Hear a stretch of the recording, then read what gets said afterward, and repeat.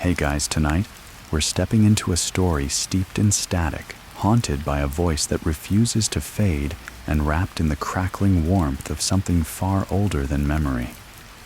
Imagine a quiet town where fog rolls in like clockwork at dusk, swallowing sound. In one old house at the edge of a pine-choked hill, there's a dusty radio, wooden, heavy, older than the house itself. It hasn't worked for years. And yet, sometimes when the air is still, it turns on by itself. You probably won't survive this one with your nerves fully intact. So before you get comfortable, take a moment to like the video and subscribe, but only if you genuinely enjoy what I do here. Now dim the lights, maybe turn on a fan for that soft background hum, and let's ease into tonight's journey together. The town of Eldridge Hollow had long outgrown the need for radios. The kind of place with Wi-Fi in every diner and Bluetooth in every pickup truck. But for Elise, who had inherited her grandmother's old farmhouse on the hill, the radio was a relic that refused to go quietly. It had been there since before she was born, tucked into the corner of the living room like a sleeping animal. Walnut casing, brass dials, a speaker cloth the color of dried leaves. When Elise moved in after her grandmother's passing, she couldn't bring herself to throw it out. It had a presence. Not quite sentimental, more like residual. Like it remembered being touched, being used, and sometimes being listened to. For the first few weeks, the house was mostly quiet. Dusty floorboards, the smell of varnish, and time, the gentle ticking of a clock that didn't keep time anymore. Elise spent her days cleaning, sorting, pulling up weeds in the overgrown garden, and unpacking the life she'd hauled from the city.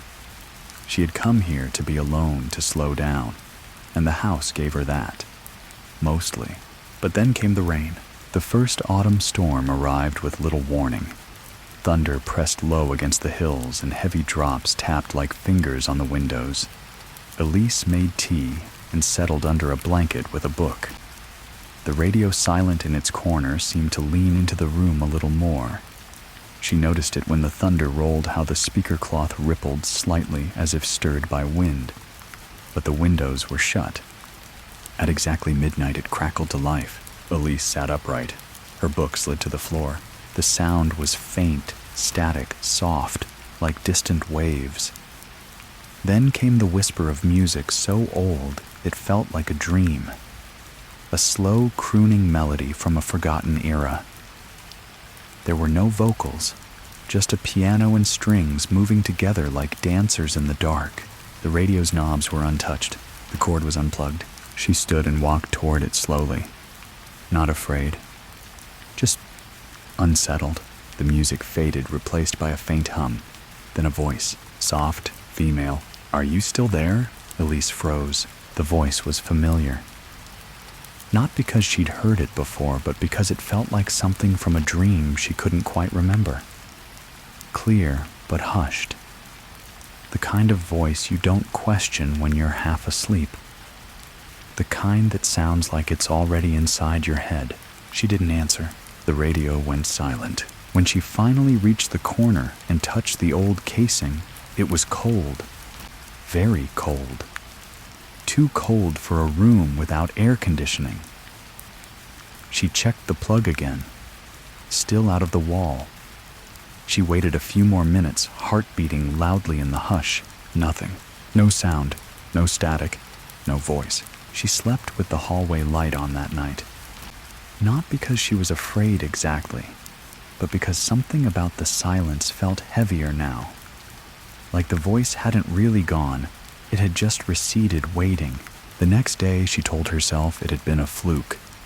Maybe interference from a passing truck. A prank signal. Her phone. Anything. But the radio turned on again the following night. Same time. Same voice. "Are you still there?" Only this time the voice was clearer. As if it had moved closer. As if it already knew she would be listening. Elise didn't sleep much after that. The third night, Elise prepared.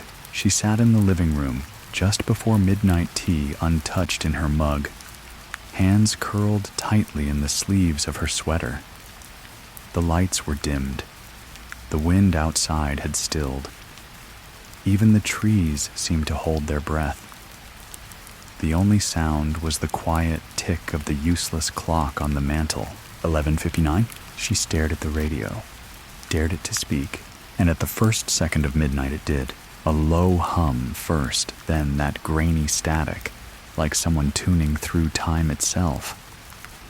The warmth of old strings followed violins drifting from nowhere, and then just like before her voice, "Are you still there?" But this time Elise answered, "I'm here." The moment she spoke, the music cut off. The static thinned into something finer, thinner, more aware. She felt it shift in the air around her.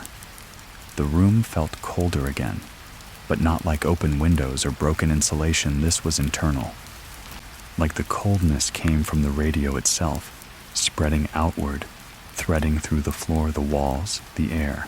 Then the voice returned. "You waited," it said softly. Elise cleared her throat. "Who are you?" Silence. "Then it's so dark in here." A pause, and Elise whispered, "Where is here?" The voice sighed, not in exasperation, but like someone resting after a long climb.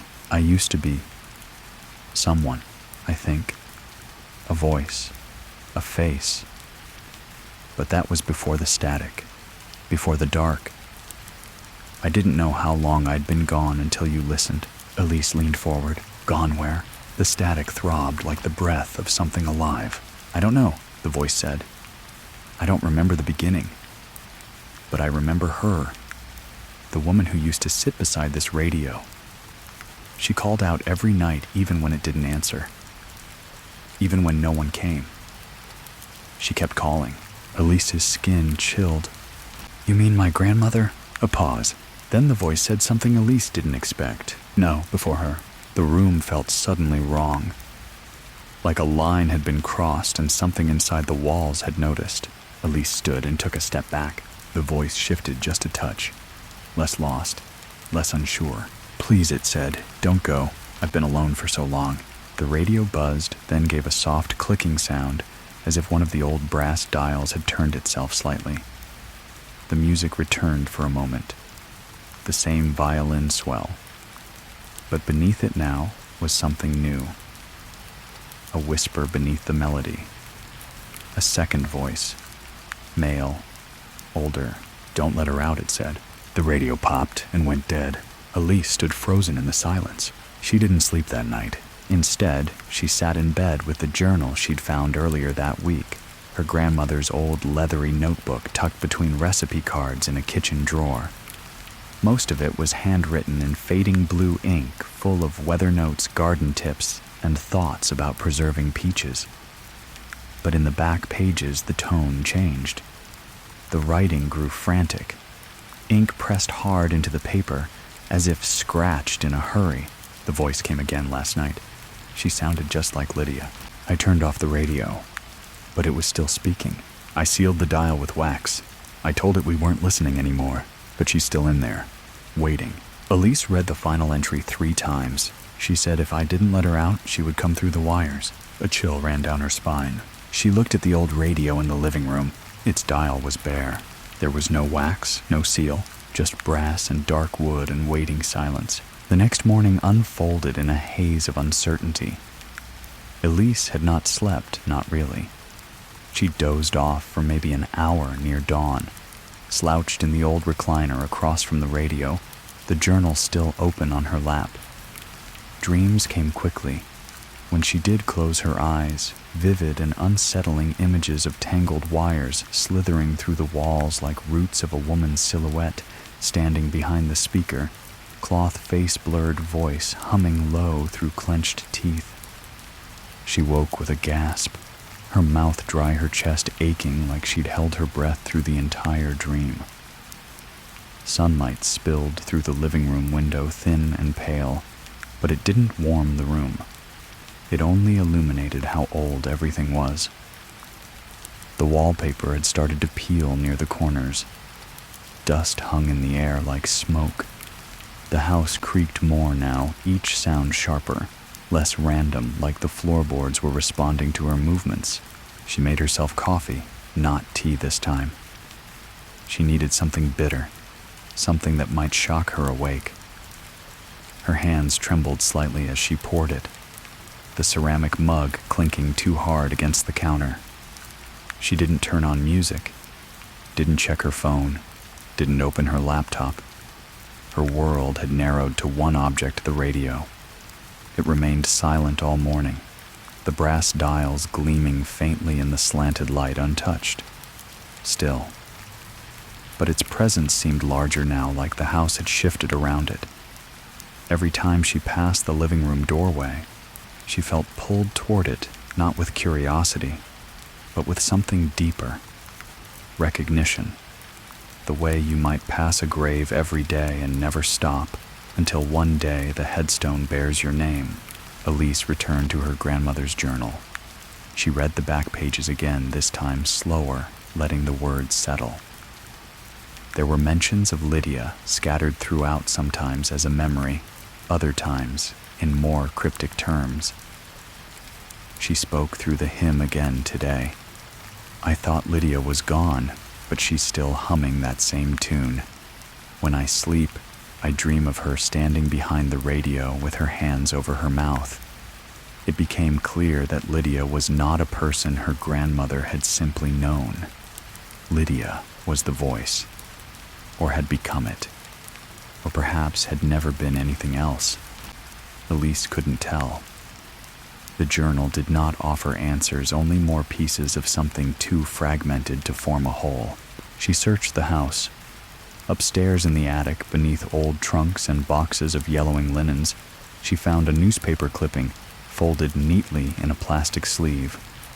Someone had taken great care to preserve it. The date at the top read October 9th, 1957. The headline, Local radio host disappears mid-broadcast. Elise scanned the article, her breath catching when she found the name Lydia Harrow. It described how Lydia, a popular late-night voice on Weld 94.7 FM, had been in the middle of her usual midnight segment when her voice cut out. Not abruptly, not with a scream or any technical error, just faded. Listeners said her last words had been, "Are you still there?" And then silence. No trace of her was found. The radio station closed the following year, citing financial strain and repeated unexplained malfunctions. Elise stared at Lydia's grainy black and white photo at the bottom of the article. A woman in her early 30s, soft smile, dark hair, and a neat updo.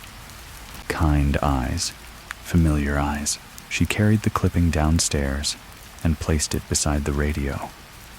Then she sat in silence for nearly an hour, staring at both. The resemblance between Lydia and her own grandmother was uncanny. The same high cheekbones, the same eyes. Elise wondered if there had been a family connection, or something deeper, something stranger. She didn't speak aloud, not yet.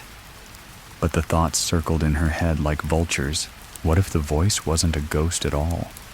What if Lydia had never died, not in the way people thought? What if the broadcast had simply continued somewhere else on some frequency, not meant for radios anymore? That night, Elise didn't wait until midnight. At 11:30, she sat before the radio again, the clipping and the journal open on the table beside her. She turned the dials gently, though she knew they weren't connected to anything anymore.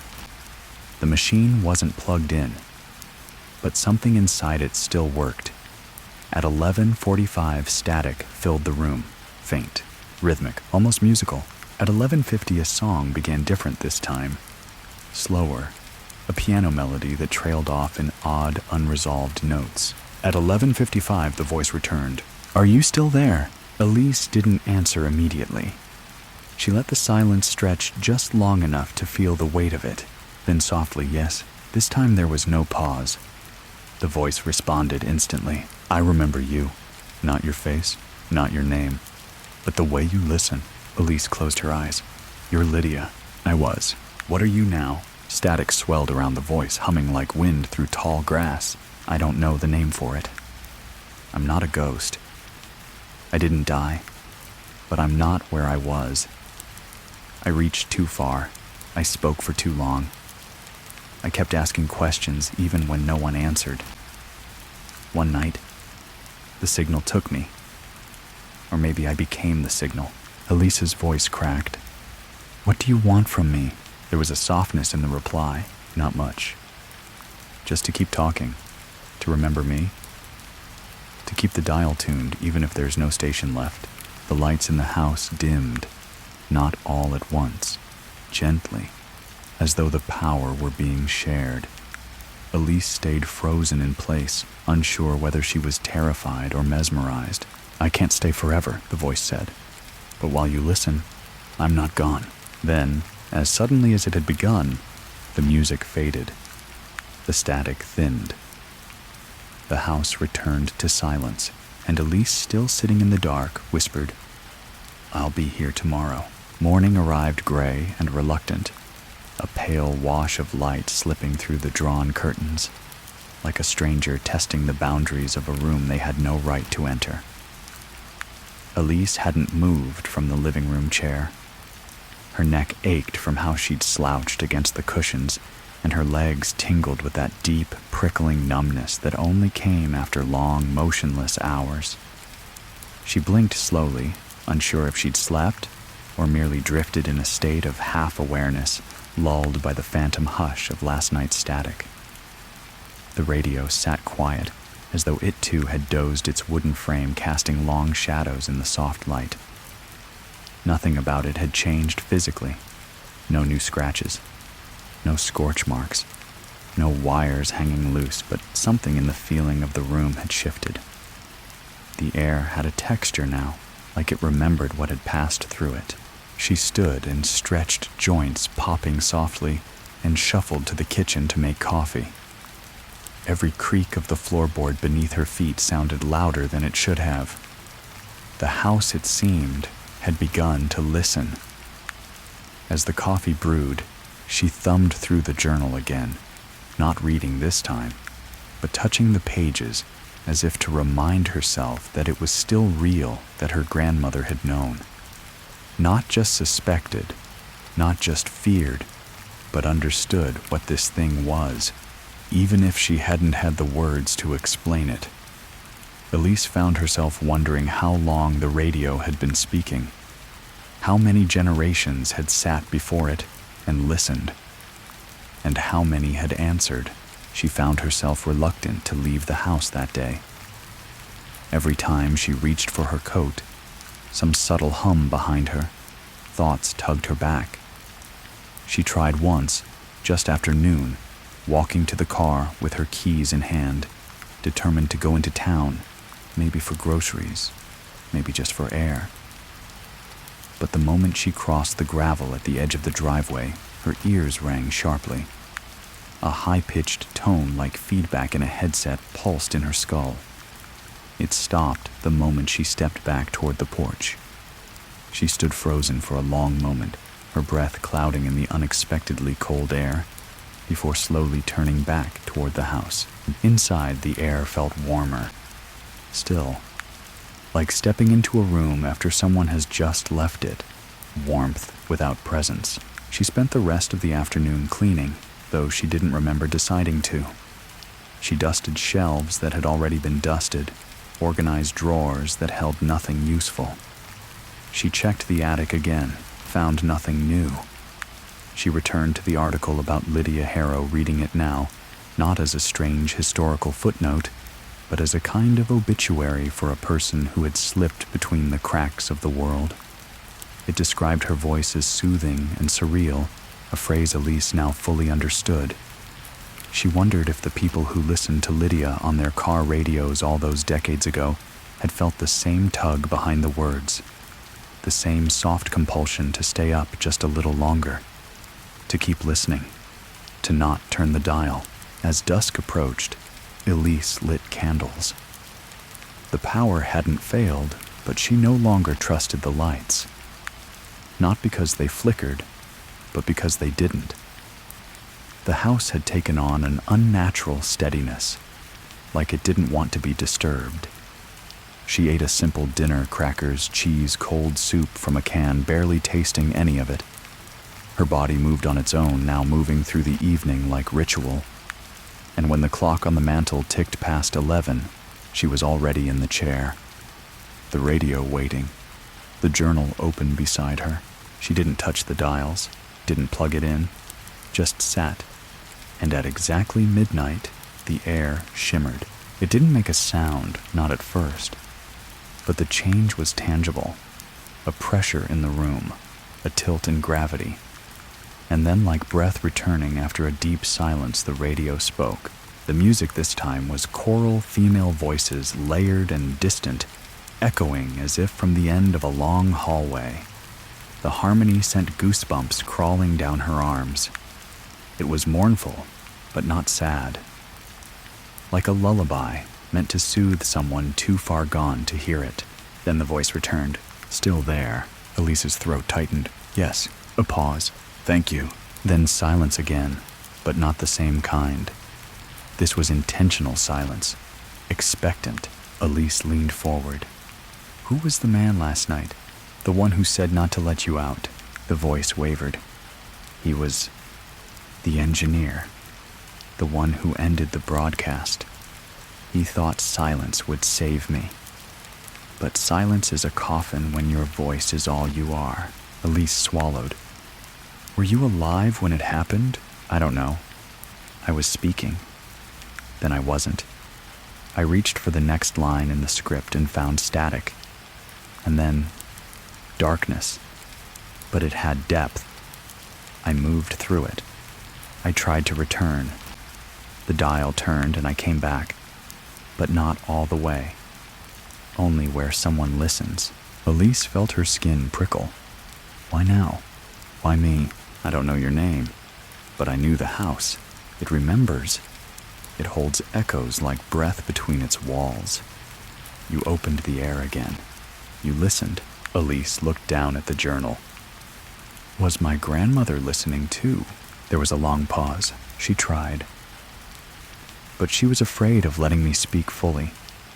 She sealed the dial.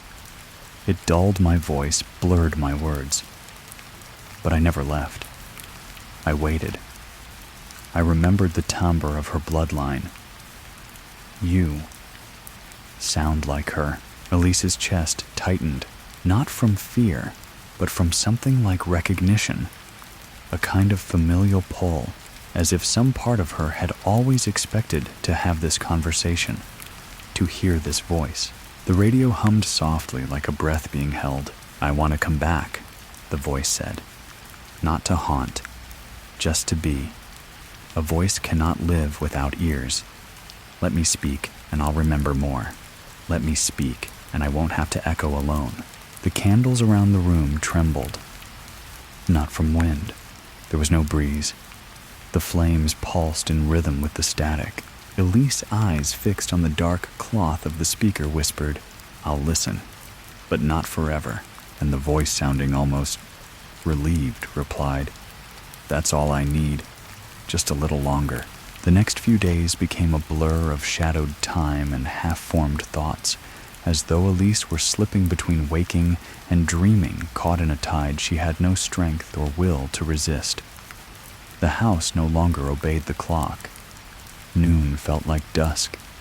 Mornings slid by in moments, the hours between sun and sleep, merging into one continuous hum of static memory.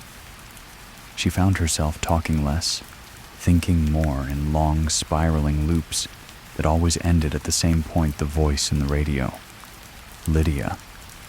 The name lingered in her mouth even when unspoken, a phantom syllable she could almost taste. She didn't tell anyone. She didn't call her sister or the few friends she still kept in the city.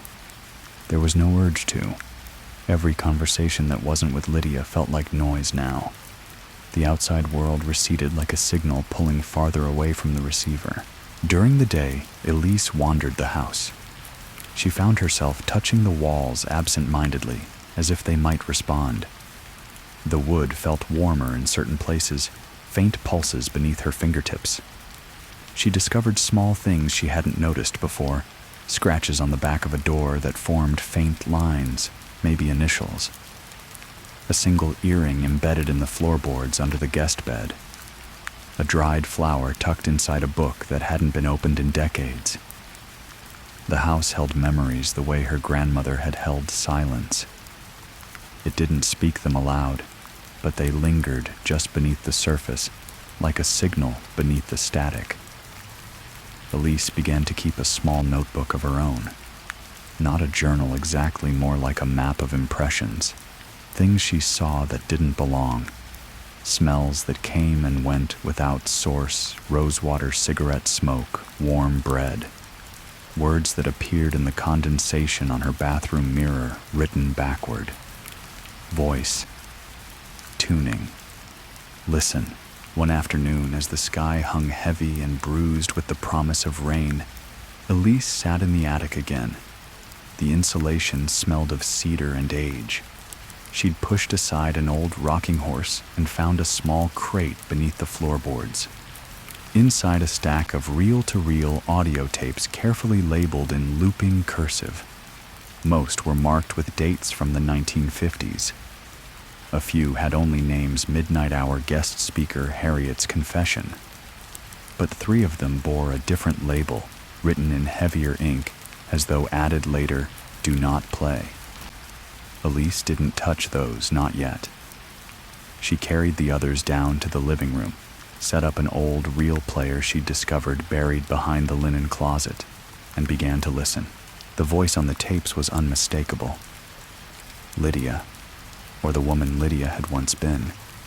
Her tone was warm, soothing, but laced with something else, a sharp clarity beneath the softness, a precise rhythm that made it impossible to turn away. Elise sat for hours, letting the voice wrap around her like fog. She listened to broadcasts about lost love, ghost stories, radio plays read aloud in that honeyed cadence. Occasionally, Lydia would pause mid-sentence as if distracted, then resume her voice, never losing its composure. It was entrancing, addictive. At one point, Elise glanced up from the player and realized it had grown dark outside. The entire day had slipped past like a breath unnoticed.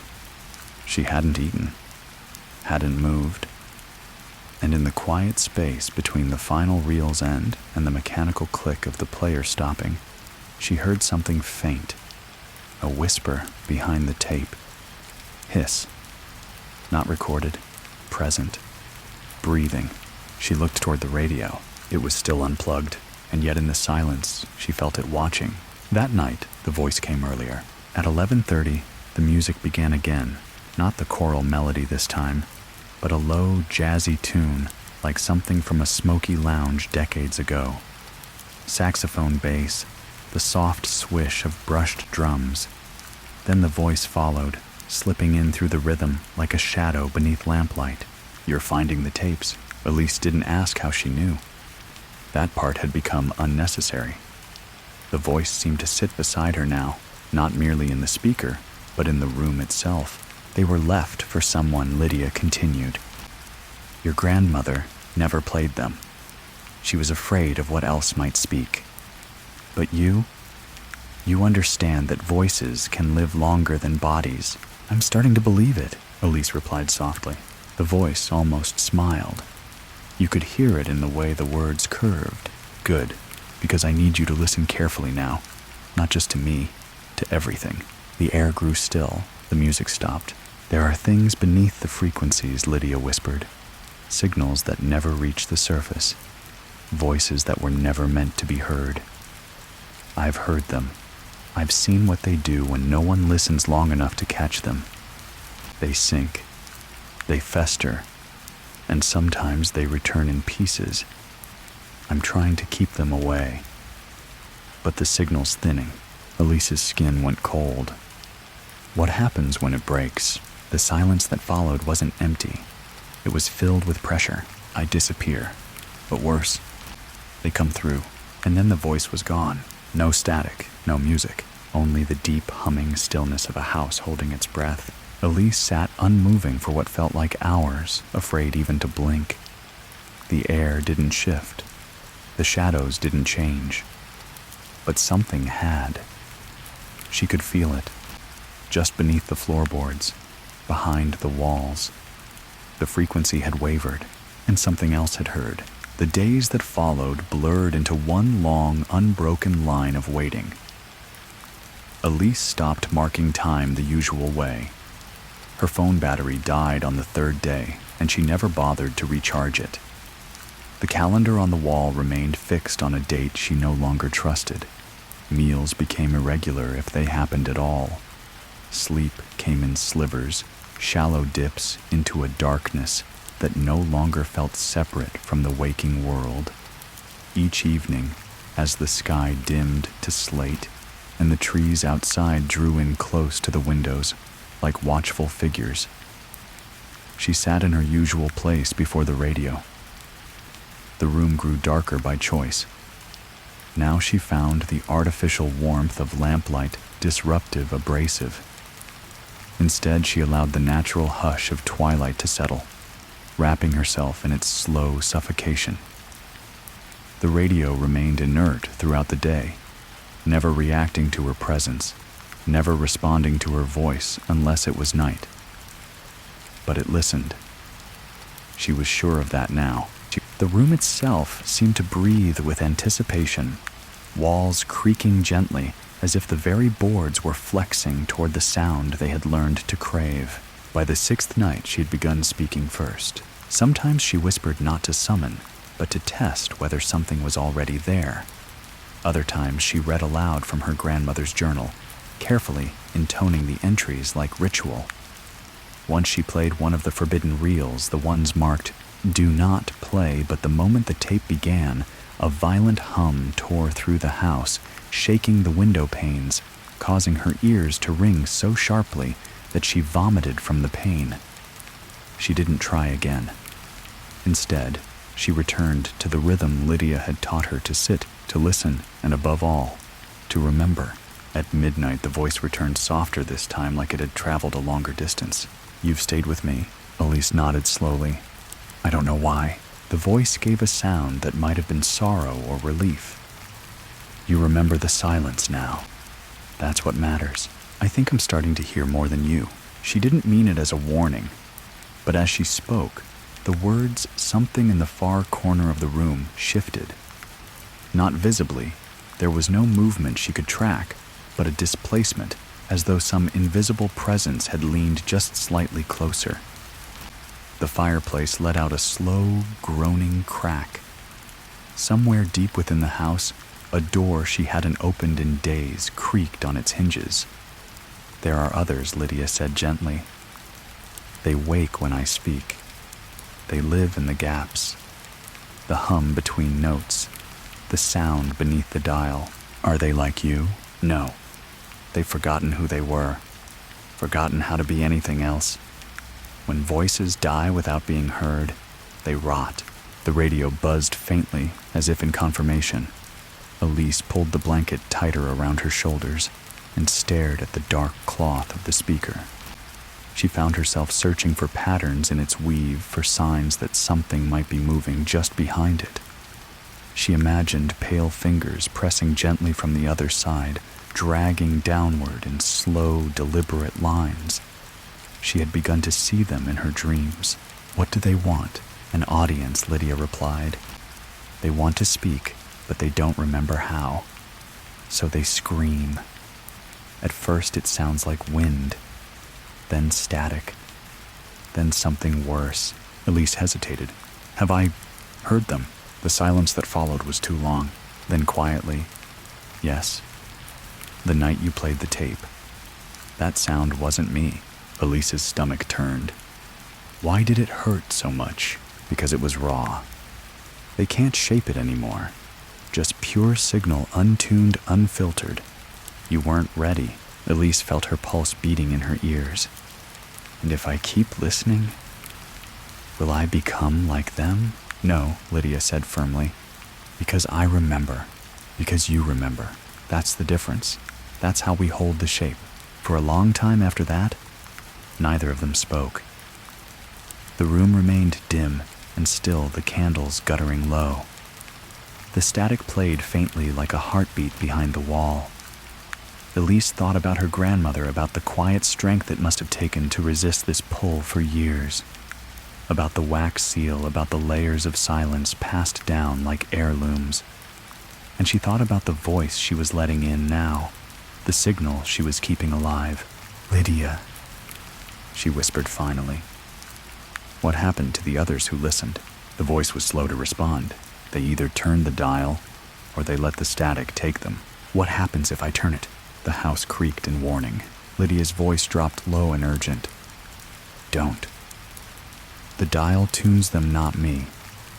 I only speak through memory. They speak through void." Elise stood slowly and approached the radio. She didn't touch it, just hovered her hand over the brass dial, feeling the chill of the metal radiate upward. The air around the radio felt thicker, like she was reaching into a pool of deep water. She thought about what it meant to be a transmitter, to be the vessel that carried a voice beyond its expiration date. She thought about how many people had once gathered around radios to listen, really listen, not just to sound but to stories. And she thought about what happened when that power was forgotten, when the act of listening became passive careless. "I won't turn it," she said almost to herself. The static softened in response like a sigh of relief. But from somewhere beneath it, behind the voice that was Lydia's, a new sound rose, too soft to identify, but sharp enough to notice. A scraping, slow, like metal dragged across stone. Elise backed away, her chest tightening. What was that? Lydia's voice sounded strained. "They're growing louder. The longer I speak, the more they wake." Elise's thoughts spun. "Then maybe we stop." "No," Lydia said sharply. "If I stop now, they'll fill the silence. They thrive in silence. That's how they got in the first time." The static warped for a moment. A harsh, shrill flicker like a scream with no breath behind it. Elise fell back into her chair, covering her ears. "I'll stay," she whispered. "I'll stay until I can't anymore." And the voice, though barely audible, now murmured, "Thank you. We still have time. Just not much." Rain returned on the 7th night, not the gentle kind that lulls you to sleep, but a persistent, whispering drizzle that clung to the windows, like fingers trying to push through. Elise stood at the threshold of the living room, arms crossed, staring at the radio as if daring it to speak before its appointed time. The hour was only 10:30, yet the feeling in the house was different. Thicker. The walls felt closer, the ceilings lower. The kitchen faucet had begun dripping on its own again. Lights flickered, not randomly, but in unison, as though the house itself had learned rhythm. That faint, metallic taste was back in the air, too, ozone and dust-like, standing near an old transformer box. And beneath it all, behind the low muttering of wind against the panes, a new sound had begun to bleed in a pulsing, distant beat, like something pressing against the fabric of the world, from the other side, seeking purchase. Elise lit every candle she could find. Something about flame calmed her, made her feel in control. But even the flames tonight moved differently, flickering toward the walls, leaning in a direction they shouldn't have. She ignored it as best she could. At 11, she sat down and opened the notebook again. Her handwriting had become more fragmented notes, turned to symbols, memories to questions. She'd written echo hum, not Lydia in the margin, and circled it 3 times. She didn't remember doing that. As the hands of the antique clock ticked past 11:15, the radio hummed early. No static build-up this time, no music. Just that sound, low and immediate, like breath directly in her ear. Elise tensed, but didn't speak. Instead, she listened, muscles locked, waiting for Lydia's voice. "You feel it now, don't you?" came the whisper. The voice was still Lydia's, but distorted, like it was being pulled through a wall of water. They're closer. Elise swallowed her voice quiet. What are they? Leftovers, Lydia answered. Fragments of those who never had a voice. Things discarded between channels, between memories. They slip into forgotten frequencies, cling to echoes. You've heard them in the quiet when you're half asleep and the house shifts, when the fan buzzes and a shape moves in the corner of your eye. That's where they live. They used to whisper, but now they know you hear them. Elise shivered. And if they get through, they fill the air, Lydia said flatly. They replace memory. They wear your voice like clothing and walk in your thoughts. The firelight dimmed. One candle snuffed out completely, its wax still and unmelting. Elise's breath grew short, the pressure in her chest mounting. I didn't ask for this, she said. No one does. Lydia replied, her voice suddenly gentle again.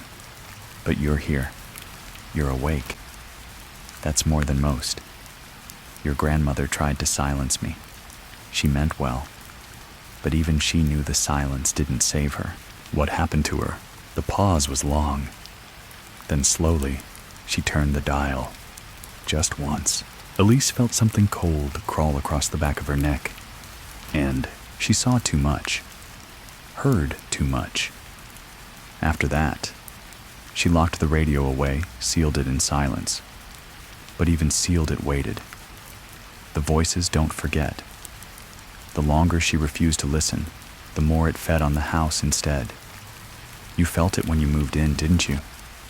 The weight in the corners, the feeling of not being alone. That wasn't me. The room seemed to shrink, shadows pressing inward like dark lungs inhaling. The floor under Elise's chair groaned with a low, painful bend, though no weight had shifted. They're here now, she whispered. They never left, Lydia answered. Elise stood suddenly, knocking her chair back, eyes wide as a chill ran down her spine. The air around her was moving now subtly, but unmistakably currents circling her body in ways no draft ever could. She turned and saw her own reflection in the darkened window, but it was wrong. Her mouth wasn't moving. Her eyes were too wide. And then the image flickered and vanished, leaving only the rain-slick glass behind. Tell me how to stop it, she demanded, turning back to the radio. You can't stop it, Lydia said, but you can hold it back. For now. The radio buzzed louder than before. The speaker cloth rippled slightly as if wind were passing behind it. Elise stepped closer. How? Voice. Memory. Pattern, Lydia answered, almost chanting. You have to speak. You have to remember. You have to anchor them to form. Every night at the same hour. If you stop, they fill the space. They wear your silence. Elise's hands trembled, but she forced herself to kneel in front of the radio, her face inches from the old brass dial. And if I keep going, you stay yourself. You stay whole. You keep me here, and not them. The hum rose again, and with it came a different sound, deep and guttural, like something vast turning in its sleep. The house trembled not violently, but deeply, like the shudder of a buried thing stirring just below the foundation. Someone else is speaking, Elise whispered. I can feel them. They've learned your voice now, Lydia said grimly. You can't stop listening, not anymore. Elise closed her eyes and began to recite what she remembered her name, the name of her grandmother, the dates written in the back of the journal, her address, her childhood street, the song her mother used to hum when she brushed her hair. She said them over and over like incantations, like road signs meant to keep her from slipping. The static shifted, then stabilized. The hum eased. Lydia's voice returned quieter but clearer. You're doing it. You're holding the line. Elise kept going.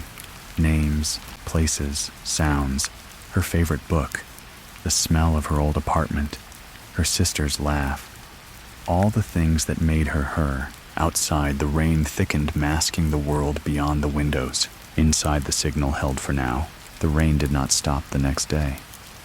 It stretched into morning like an old memory playing on a loop, steady and unrelenting. Elise woke late if what she'd done could still be called sleep.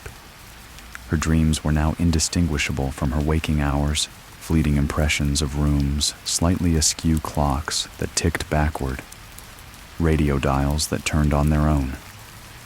She dreamed of her voice, speaking in places she had never been, of people repeating her name, in tones that did not match her own. When she finally opened her eyes, the air in the bedroom was thick with moisture, the corners of the ceiling blooming with slow, creeping mold that hadn't been there the day before. Her skin felt clammy, and her breath left faint condensation on the window pane when she pressed her hand against it. The house felt different. Not louder, but somehow occupied. The kind of atmosphere that made you hesitate before turning a corner, unsure if you'd see someone standing there just out of reach. Elise moved slowly, wrapping herself in a thick sweater and padding barefoot across the chilled wood floor. The hallway seemed longer than usual, or perhaps she was simply dragging herself forward through the weight of her own fear. Every step echoed unnaturally, like it was being repeated by someone half a beat behind her. She didn't turn around. She returned to the living room out of necessity, not comfort. The radio sat untouched, yet not untouched. Something about it had changed. The fabric covering the speaker looked slightly darker now, more saturated, as though it had absorbed the storm's humidity or something else. The brass dials bore faint smudges she hadn't noticed before, as if fingers far colder than hers had traced their edges in the night. Elise reached out to touch one, but her hand hesitated inches away. It felt like the wrong gesture now, like a boundary was being tested just by proximity. She didn't speak aloud that day, not to the radio, not to herself. She knew from Lydia's tone the night before that something delicate had shifted, that the veil between voices was growing thinner, more frayed.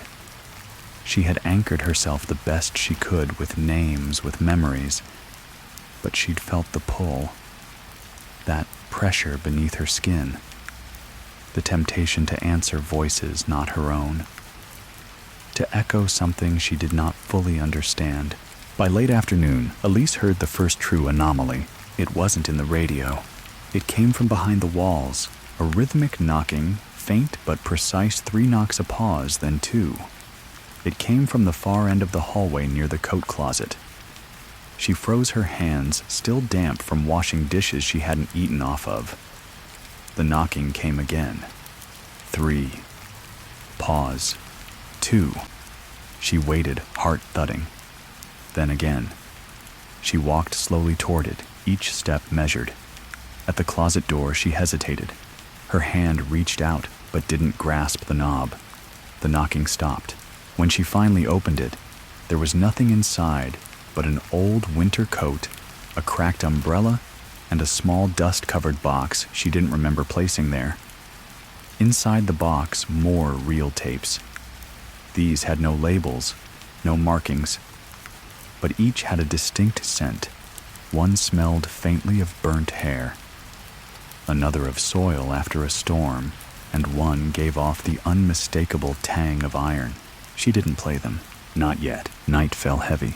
At 11:50, the static began again. No build-up, no music, just Lydia. "You've found them." Elise sat back in the chair, her voice tired. They knocked. "They're becoming impatient. What's on the tapes?" Lydia's voice wavered slower than usual. "Pieces, leftovers. They record themselves into anything that can hold sound. The house, the closet, your sleep." Elise's spine stiffened. "My sleep. You speak when you dream now. It's how they learn your voice." She felt her stomach churn. "What do they want from me?" Lydia paused. "To be you." The fire guttered. A candle near the bookshelf flared suddenly, then went out with a hiss. Elise stood and looked around. Shadows moved against surfaces that should not reflect. Her reflection in the glass of the fireplace moved a moment too late. The windows showed not the outside, but strange deep fog, impossibly thick, pulsing faintly like breath. "They're not bound to the radio anymore," Lydia whispered. "Your voice has made them bold. The house listens to you now. They know your pitch, your memory. They want form." Elise backed away from the radio, fear rising in her throat. "You said I could stop them by listening." "You can," Lydia said, "but only if you stay yourself. The moment your memory fractures, the moment you forget even one name, they'll speak through you." The static sharpened, high and piercing. Elise covered her ears, tears forming as the sound stabbed through her skull. Beneath it, deep in the mix, she heard something else, her own voice repeating words she didn't remember saying. "Elise, Elise, Elise, come with us, come with us, come with us." She forced herself forward, grasped the journal, and shouted her grandmother's name into the air. "Eleanor May Turner." The static faltered. The pressure in the room withdrew like a breath sucked inward. Lydia's voice returned to whisper soft. "Good. You're still whole. Hold fast. They're close now." Elise trembled as she sat. The air was thick again. Rain lashed the windows harder. "What do I do now?" she asked, barely audible. Lydia hesitated. "You need to speak more than you listen now. Speak your truths. All of them. Fill the room with yourself. If you don't, they will." And the static began to pulse again, faintly at first. But this time, it pulsed in time with her heartbeat. By the 9th night, Elise understood something fundamental had shifted, not just in the house, not just in the air, but in herself. She no longer felt like a person merely inhabiting her body, but something caught in the act of being rewritten, as if with every breath, every word she failed to say aloud. Something else etched its presence a little deeper into her skin. The mirror in the upstairs hallway had started reflecting too slowly. Her footsteps no longer echoed only once. Her thoughts, once her own, occasionally carried inflections. She didn't recognize strange words, just on the edge of formation, fragments of languages she'd never studied, but somehow almost understood. She had kept the journal close, and her own notebook now looked less like a record and more like a coded warning symbols. Maps hastily scrawled diagrams of the rooms, shifting layout lists of names she dared not forget, scribbled over and over, as if to hammer them into reality. Each night she added a new phrase, always underlined, "I remember. I am Elise. I am not theirs." That day, she stayed silent. Her energy turned entirely inward. She noticed how the house responded to silence now, not with stillness, but with agitation. The doors swelled in their frames, hinges groaning with unseen pressure. Shadows lingered too long at the edges of rooms and occasionally darted away when looked at directly. The radio, even dormant, began to leak sound, just a faint buzzing at first.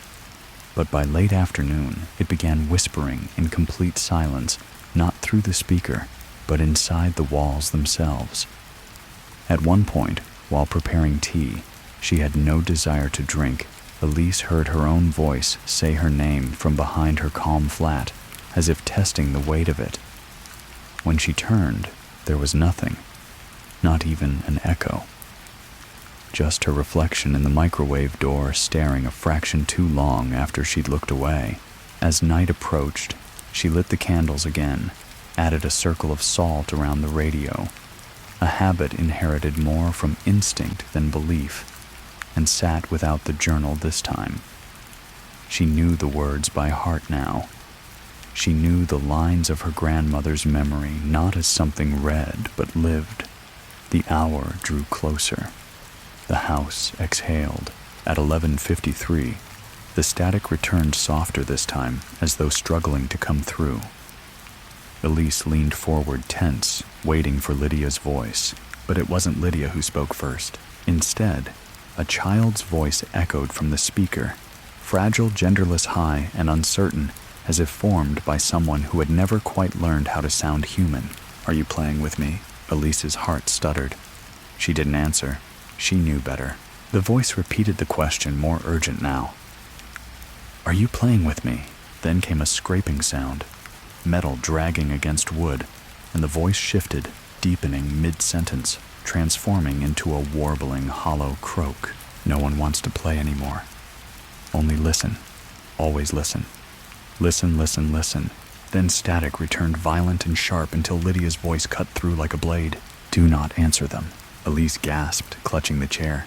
"What was that?" "They're forming now," Lydia said, breathless, her tone ragged.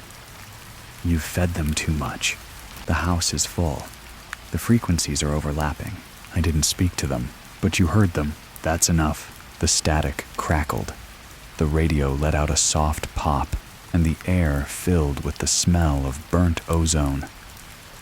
Elise stood, stepping back instinctively, but didn't run. She couldn't. She knew it wouldn't help. "They're mimicking now," Lydia continued. "Voices, memories, reflections. They'll use you against yourself. Keep speaking.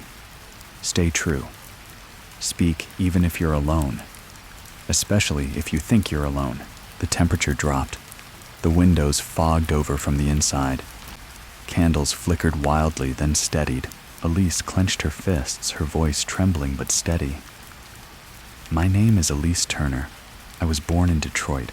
I used to be afraid of thunderstorms. My sister used to hide under my bed when we were kids.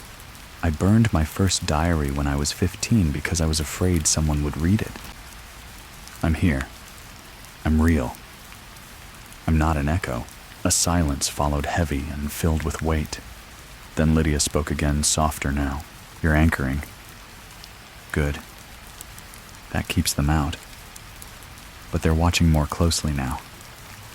They want a slip, a hesitation. Just one." The buzz grew louder again, deeper layered. This time Elise could make out whispers within it. Her voice saying, "Help me." Her sister's voice calling her name. Her grandmother's laugh. Sounds only she would recognize, strung together in a grotesque impersonation of memory. She held her breath and recited again. "My name is Elise. I was born with a crooked tooth. I have a scar on my ankle from falling on a sprinkler. I remember the taste of cold ginger ale in summer. I am not yours." The static snapped, then faded. The room held still. Lydia's voice came once more, fading but calm. "You're holding them back, but the house won't hold much longer. It was built to echo, not contain." Elise collapsed into the chair, exhausted. Her hands were shaking. Her lips were dry. She didn't know how long she could keep going. But she whispered one last thing before the radio fell silent. "I'll speak until the last word is mine."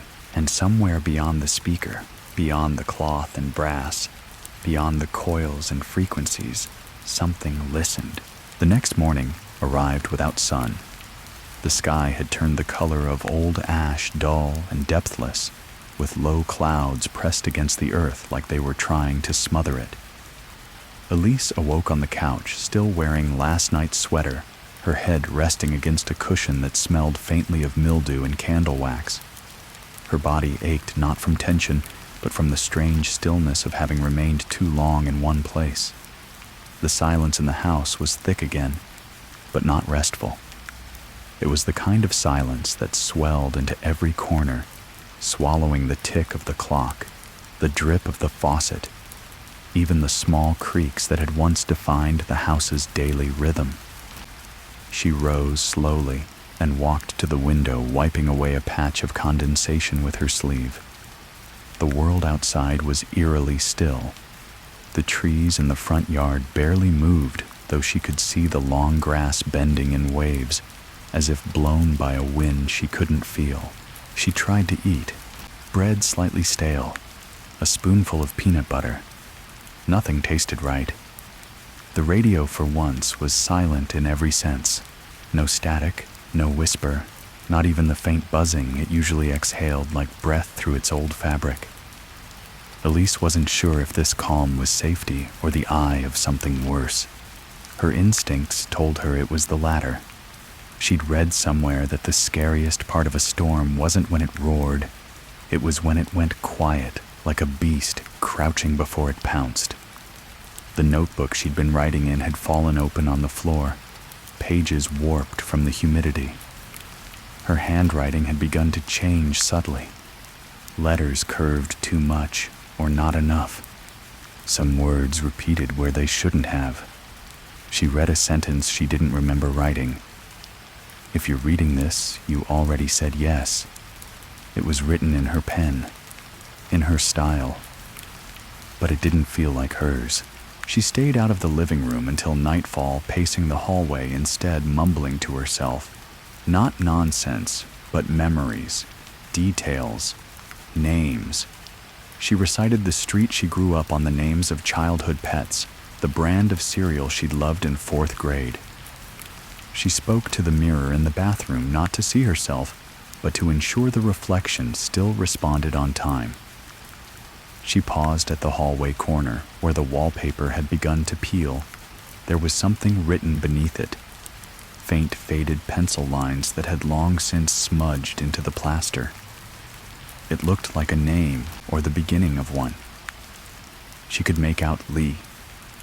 Before the pattern took over again, by 11:30, she could no longer avoid it. The radio sat in its usual spot, candlelight casting flickering shadows that made the speaker grill appear to shift. Elise lit 3 more candles and closed the curtains. She didn't sit right away. Instead, she stood beside the radio, hands clenched into fists, every muscle in her body braced for a sound she couldn't predict. The air around her had that tight, charged feeling again, like it was being pulled taut by invisible hands. And then, just as the minute hand on the antique clock ticked forward, the radio exhaled a burst of low static. But something was different. The tone was deeper, slower. It didn't ripple with the usual crackle. It thrummed like a distant drumbeat heard through layers of dirt.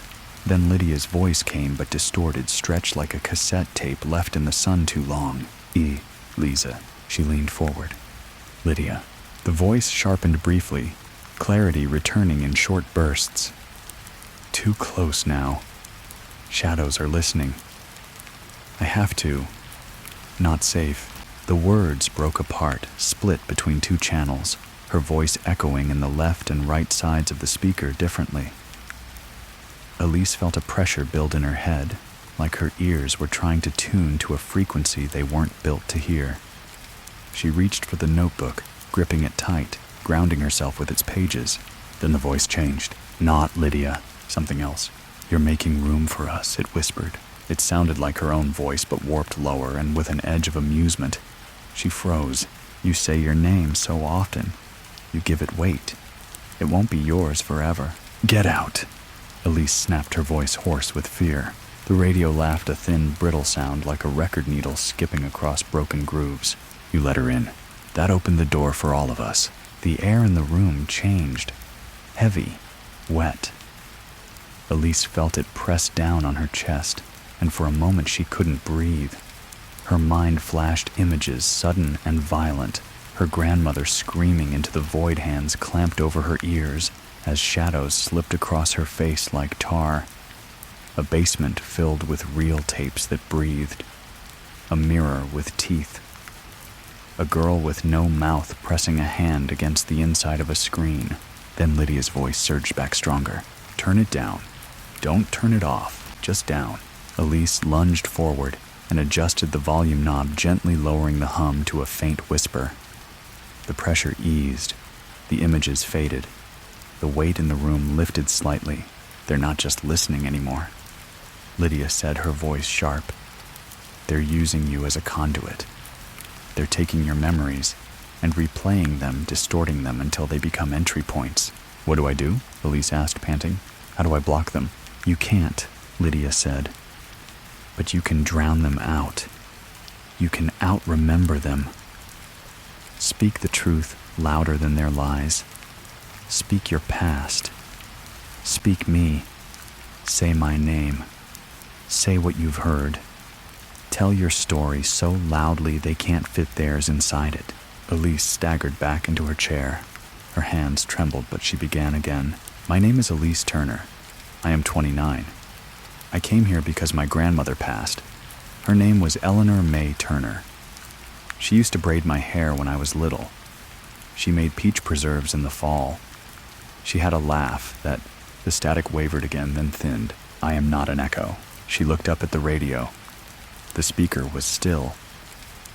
Lydia's voice had gone silent again, but the air no longer felt suffocating. For now, Elise had spoken louder than the dark. By the time the sun rose or tried to, Elise had not slept. The house remained dim and quiet, as though it had absorbed her exhaustion and grown heavier with it. She sat curled on the floor in front of the cold fireplace, wrapped in a quilt that smelled faintly of cedar and dust. Her eyes fixed not on the radio, but on the space above it. Something had changed there during the night. Not visibly, there was no mark or movement she could prove, but she could feel it in her body. That spot above the radio now throbbed with a subtle wrongness, like the pressure in a room before a thunderstorm, or the silence between the last breath of a dying thing and its stillness. She kept her notebook on her lap, but she hadn't written anything since the early hours of the morning. Her hand hurt from the frantic scribbling the night before. Her memory was fraying at the edges, even with the anchor words and rituals. She could feel it. She tried to recall the color of her first bicycle and couldn't.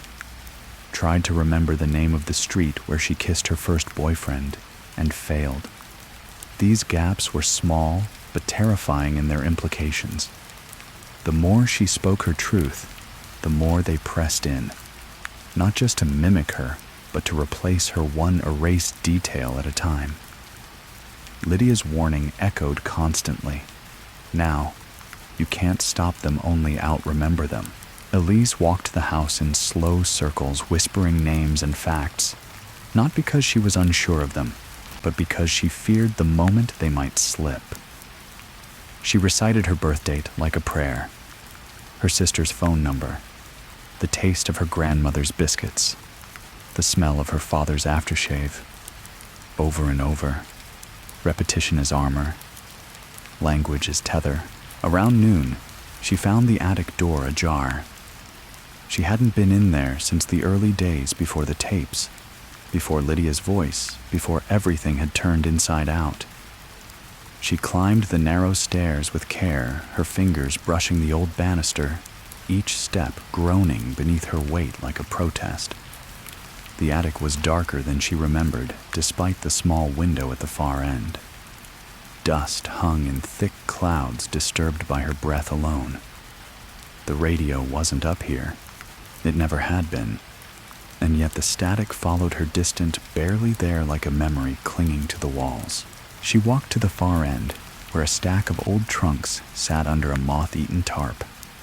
One of them was slightly open, the latch rusted and split.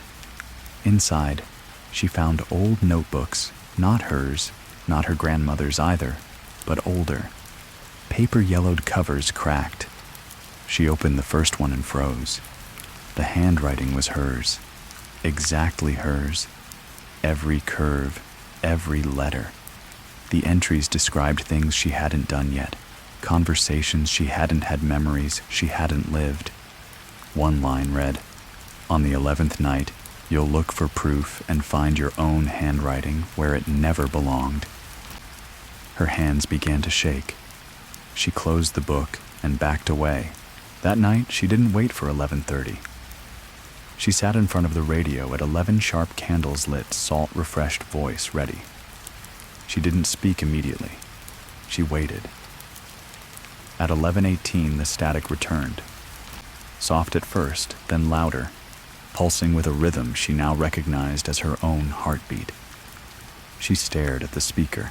Lydia's voice arrived, fragmented, breathless. "They're leaking." "Through the gaps. You saw it, didn't you?" "Your voice where it shouldn't be." "Yes," Elise whispered. "In the attic. They're mapping you. Mimicking deeper. Not just your voice. Your story. Soon, they'll try to use your words before you say them. Then I'll speak louder, she said.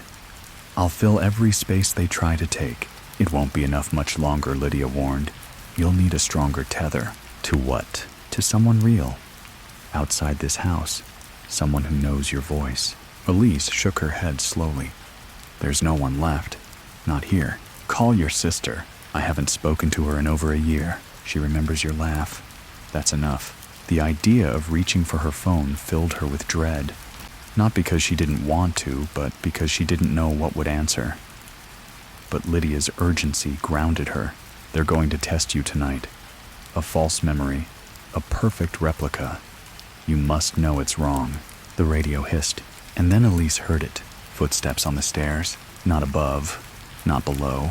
Behind her. Slow. Deliberate. Not creaking floorboards. Not old house groans. Feet. She turned. Nothing. But when she turned back, the radio was no longer silent, and from it, her own voice whispered, "Remember the lake. The summer with the white rowboat." Elise blinked. There was no lake, no white rowboat. But for a second, a single terrible second, she saw it. The sun on the water. The paddle dipping. Her hands pulling weeds from the shallows. A summer dress. She didn't own a summer dress. "No," she said aloud, "that's not mine." The voice came again, pleading now. "Don't you miss it? It's safer there. No noise, no pressure, just that endless blue." Her heartbeat accelerated. She closed her eyes, grabbing the notebook, whispering facts, real ones. Over and over. Lydia's name, her school, her first scar, her favorite author, her grandmother's biscuit recipe, the summer job she hated, the boy who kissed her and then moved away. Real things, concrete things. The image of the lake flickered, then cracked like glass, and was gone. Lydia's voice returned, weak but firm. "You passed, but they'll try again. And next time, it'll be something deeper, something buried." Elise stared at the radio voice hoarse. "Then I'll dig it up before they do, because this was no longer about listening. This was war." The next day broke without color. Everything outside the windows looked washed in grayscale, as though the world had been drained of pigment overnight. Even the birds were silent. Elise sat on the floor beside the fireplace, wrapped in the same quilt from the night before, her eyes fixed on the front door, though she had no intention of stepping through it. Her body ached with a kind of quiet despair that made every movement feel like swimming through glue. She hadn't slept. She no longer trusted sleep. Her dreams had been compromised. Lydia had warned her if they couldn't reach her in waking, they would weave her memories into a dream so convincing she wouldn't know where she ended and they began. She'd woken up screaming once already, unsure if the image of her mother standing in the doorway had been real. The woman's mouth had opened, but no sound had come out, just static. The radio hadn't made a sound all day. That worried her more than when it did. Silence now wasn't absence. It was prelude. She made tea, but forgot to drink it. The mirror in the hallway had fogged on its own, as though someone had breathed on it from the inside. She kept catching glimpses of herself that weren't quite herself, her head tilting slightly later than she moved her reflection, smiling faintly when she wasn't. She draped a cloth over it without a word. The attic remained closed. She'd pushed a chair against the door the night before, not because she thought it would hold anything back, but because she needed some small gesture of control. At 10:30 that night, she tried calling her sister. The phone powered on surprisingly, but there was no signal, no service icon, no battery warning, just a blank screen with the time frozen at 3:33 a.m. No matter how many times she reset it, the time didn't change.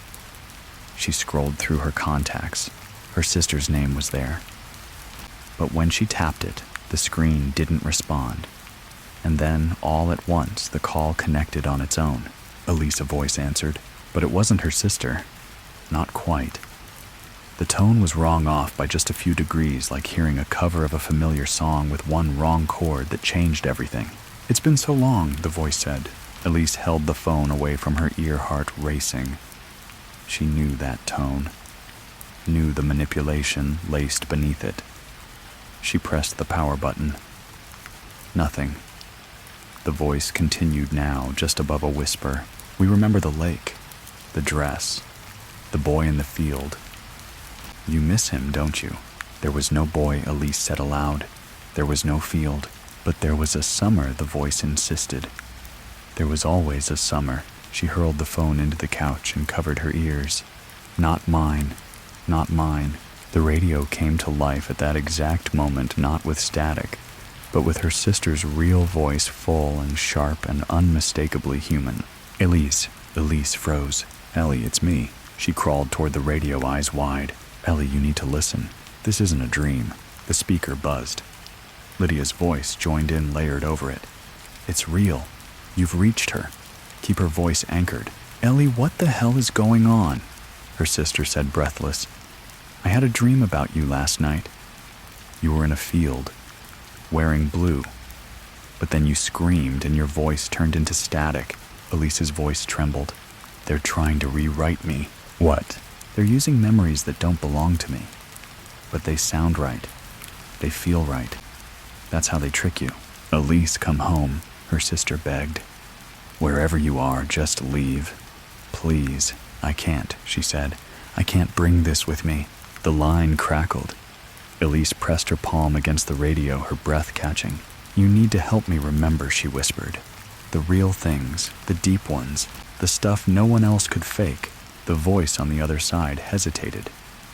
Then softly, "You had a stuffed lion named Buttons. You cut off all its fur because you thought it was too hot in the summer. You got mad when Mom sewed it back on." Elise laughed, tears rolling down her face. "Yes, Buttons. I forgot about Buttons. You fell out of the maple tree and told me not to cry even though your arm was broken. You said only one of us can be scared at a time." "I remember," Elise whispered. "I remember. You used to hum that awful jingle from the cereal commercial every morning. You made me hate cereal just by association." Elise clutched the notebook, flipping to a blank page, scribbling furiously. "Buttons, maple tree, cereal jingle. Only one can be scared." Her handwriting was steady again. The shapes correct. No bleed, no slip. The radio buzzed once more. Lydia's voice returned. "This is your tether. She's your anchor now. Speak often. Speak true. Speak even if it hurts." The static deepened suddenly. A hiss, a pop. "Elise," her sister said again. "I can't hear you. You're fading." Elise screamed into the radio. "I'm here, The signal dropped. Silence. Then her own voice came back, cruel and hollow. "You miss the field. You miss the lake. You miss me." Elise slammed her hand on the dial, lowering the volume, just before her own reflection flashed in the dark window, smiling silent eyes that were hers, but not. She didn't sleep. She didn't blink for a long time, because they'd found a way to mimic truth, and next time they wouldn't need permission to speak. The next morning unfolded like the memory of a morning, as if the house itself had simply decided to pretend it was day, without actually letting any real light in.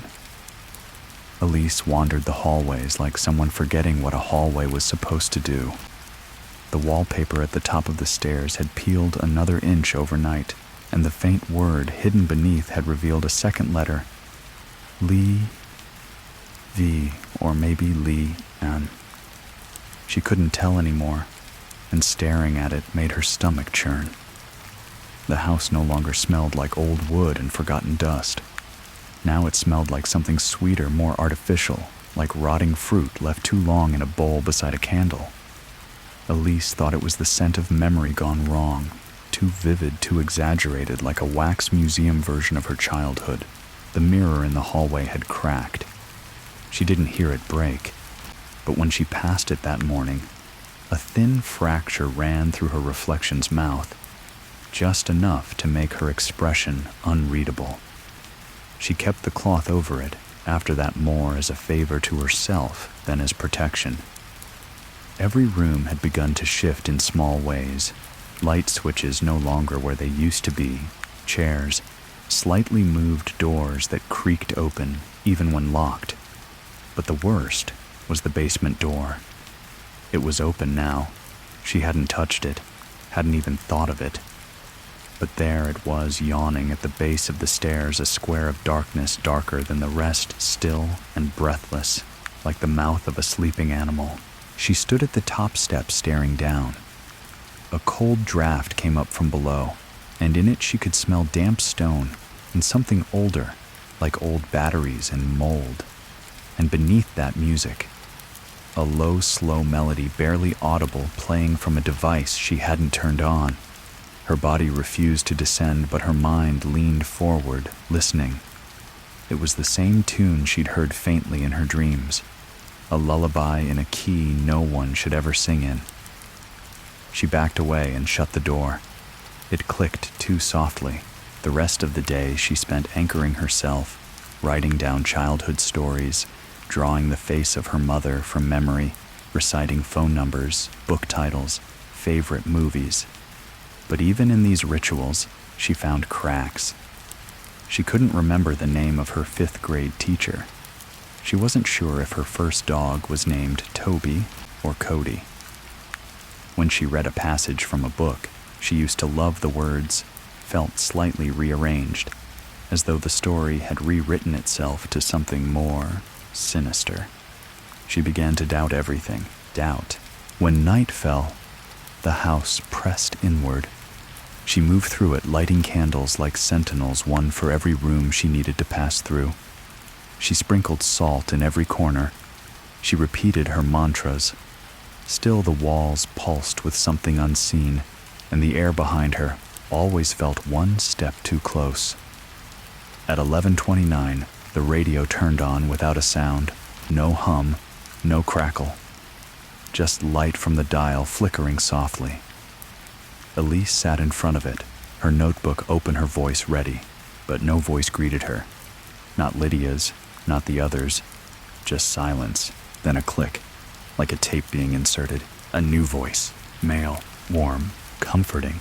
Elise had said, "You've been so brave." She stiffened. "You've fought so hard. You've remembered so well. But it's time to let go." The voice was familiar, but not from real life. It was the voice she used to imagine when she made up stories as a child. The voice of a narrator in her dreams. The voice that told her things would be okay. A false comfort. A trap. "You don't have to keep remembering," it said. "Let us carry the weight. Let us hold the memories for you." "No," she whispered. "Why suffer? Why hurt? Just rest. Just forget." The dial began to glow brighter, the speaker cloth rippling slightly, like something was breathing behind it. The air in the room thickened again, syrupy and slow. Her limbs felt heavy, her eyes drawn to close. "Elise," the voice said, "do you remember your grandmother's lullaby?" The melody played again, soft, slow, haunting. But Elise knew something now. Her grandmother never sang lullabies. She hated lullabies. That was someone else's memory, someone else's past. And yet it played, sweet, familiar. Elise forced her eyes open and began to speak louder than before. "My name is Elise Turner. I hate cherries. I love thunder. I broke my arm at age 8. I have a birthmark behind my left ear. I kissed Jamie Saunders in the 6th grade behind the art building and regretted it for a week. My grandmother couldn't sing to save her life. I was afraid of the hallway closet until I was 13. I remember. The radio hissed violently. A deep scraping noise followed a dragging sound like furniture being pulled across cement. Then Lydia's voice broke through the static gasping. "They nearly had you. That wasn't a lie. That was a borrowed truth. The most dangerous kind. Something someone else believed once." "I almost gave in," Elise whispered. "But you didn't. Why is it getting worse?" "Because you're close now. You've gone further than anyone before. That's why they're using deeper tricks. They're bleeding into time now, Elise. Not just sound. They're playing your future. Elise sat back stunned. My future. Yes, Lydia said. Memories you haven't lived. Echoes from what could be. They're showing you versions of yourself you haven't become and trying to make you choose them. Why? Because if you choose their version of you, the real one fades. Elise closed the notebook and set her hands in her lap. I'll stay awake. I'll remember. Lydia was silent a moment, then whispered, Good. But tonight, don't look in any mirror. Not even once. And the radio died. Elise spent the next hours avoiding her own reflection with a kind of ritualistic precision. She covered the hallway mirror again this time, taping the cloth in place just in case. The bathroom cabinet door stayed shut, the bedroom vanity wrapped in an old sheet. Even the black screen of her phone was turned face down and buried under a stack of paperbacks. She didn't trust any surface that could return her image anymore. Not after Lydia's warning. Not after the voice last night, the lullaby, the version of her that almost felt real. That had been the closest they'd come. They hadn't offered horror, they'd offered rest. A gentle lie dipped in truth. She couldn't let them do it again. The house seemed to respect her fear, at least for a time. The walls didn't whisper that morning. The floorboards kept their secrets. Even the basement door remained shut, though she swore she heard something moving beneath it, a shuffling like someone dragging a coat across cold stone. She stayed upstairs, lighting candles in the windows, repeating the old phrases, drawing sigils she didn't fully understand into the wood with chalk. Not because she believed in magic, but because repetition meant ownership. The marks were hers. The shapes came from her hand. The more of herself she put into the house, the more she hoped it would resist them. Around noon, she found an old photo album in a drawer beneath the bookshelf, one she hadn't seen in years. She opened it slowly, hands trembling. Inside were images of her childhood, grainy snapshots of birthday parties, park picnics, family vacations. And as she turned the pages, she felt something she hadn't in days, a deep ache of recognition. She saw herself in these pictures, truly saw herself, and not the warped version the voices had been feeding her. There she was in a blue dress with grass stains on the knees. There she was grinning behind a half-eaten ice cream cone. There she was hugging a dog that wasn't Toby or Cody. It was clearly labeled in her mother's handwriting, Max. She breathed the name aloud. Max. She wrote it down in the journal. Then another Parkside Elementary. Mrs. Jenkins, 4th grade. It came back like a light turning on. Her light. The house seemed to shift in that moment subtly, like it had paused whatever it had been doing to listen. She stared at the photo album a moment longer before closing it gently and setting it on the table. Then she looked at the fireplace and finally spoke to the air. You can't have me. No response. And yet she could feel something watching. Still. Always. That night, the radio didn't wait until 11:30. At 10:47, it clicked on sharply, the dial glowing with a dim, pulsing blue hue instead of its usual amber. Elise sat down immediately, notebook in hand, pen gripped tightly. The static came in waves, short bursts like breath or pulse. Then Lydia's voice crackled through her tone, urgent, strained. They know what you found. The photos. They're trying to replace them already. I wrote it all down, Elise whispered. You'll need more than ink. You need to speak it. Again and again. Say each memory like it's a spell. I'm tired. I know, but they never tire. The static deepened, then shifted. A new voice emerged, childlike again, but clearer than before. No distortion, no obvious mimicry. Just soft, lilting tones, Elise had said. Why won't you look at us? She felt the hair rise on her arms. You used to look. The voice continued. Before the mirrors cracked. Before the reflections changed. Don't you remember how beautiful you were? Elise clenched her jaw. That's not my voice. The voice giggled a sound that started light and ended far too low, but it could be. Then came the sound of glass cracking, not from the hallway mirror, not the vanity, from inside the radio. She didn't understand it at first. Then she saw it, a faint reflection warping across the speaker's fabric like the surface of water. And there she was, her own face, calm, smiling faintly, staring back at her from inside the cloth. Her mouth did not move when Elise spoke, but when Elise stopped, the reflection whispered, "You're tired. Let us wear your name, just for a little while." She turned the volume down hard, nearly to zero breath, shallow eyes wide. Lydia's voice returned, hushed but clear. "They're inside the glass now, inside the wires. They're in the image of you waiting for one moment of surrender. What happens if I look too long? You'll forget what's real. Your mind will rewrite itself around the reflection. And when you speak next, it won't be your voice." Elise backed away from the radio and sat with her notebook. "Then I'll never stop writing." "Good, because they've already changed the next page." Elise flipped to a blank spot, heart hammering, and froze. There in her own handwriting, a new line. "Tonight you will stop speaking." She hadn't written that, but it was in her hand, her ink, her pen. "No," she whispered and tore the page out. She held the pen tightly and began writing over and over, "I am Elise Turner. I speak. I speak. I speak." She whispered it aloud, letting the words form like a shield. The radio's glow faded, but before it died completely, the reflection blinked, once slowly, as if it had just learned how. Elise didn't sleep. She couldn't. Not after the reflection blinked. That one simple motion, subtle and deliberate, struck something primal in her.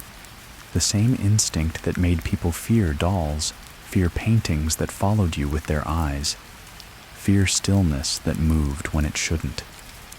A blink wasn't just motion. It was acknowledgement, intention. And now Elise knew with a cold certainty that they had crossed another threshold. They weren't just copying her memories anymore. They weren't whispering at the edge of sleep. They were practicing being her, mimicking, rehearsing, refining, until even she might not tell the difference. That meant time was running out. She spent the hours before dawn fortifying. She gathered every reflective surface in the house picture frames, electronics, the chrome toaster, even a spoon she'd missed before, and wrapped them in dish towels or stuffed them into drawers. She layered the mirror in the hallway with black duct tape, cutting through the fabric to make sure there were no cracks they could peer through. When she looked down at the radio, she saw nothing unusual at first. The reflection was gone. The speaker looked like it always had worn, brown, old-fashioned, but it felt heavier now, not in weight, but in presence. It was no longer just a portal for sound. It was becoming a vessel, a gate, and she didn't know how much longer it would stay closed. Around 6 a.m., she dared to rest, but not in bed. She sat on the couch in the living room with her back to the wall and her notebook open on her lap. She kept her pen uncapped, ready. The notebook was her lifeline now. Its pages carried every grounding thought, every memory she could still claim as her own. She had started writing questions to herself, not to answer them, but to see if the questions changed. Did they rewrite her prompts now too? Did they guess what she'd ask before she did? So far they hadn't. But she was watching. It was as the sun rose behind the clouds, Elise heard a soft sound from the kitchen, a barely audible clicking. She stood instantly alert and crept toward the noise. The kitchen was still. The light above the stove flickered once, then steadied. On the counter sat the old radio's twin, but Elise didn't have a second radio. It looked identical. Same age, same scratches on the dial, same worn cloth on the speaker. She hadn't brought it in. hadn't seen it there the day before.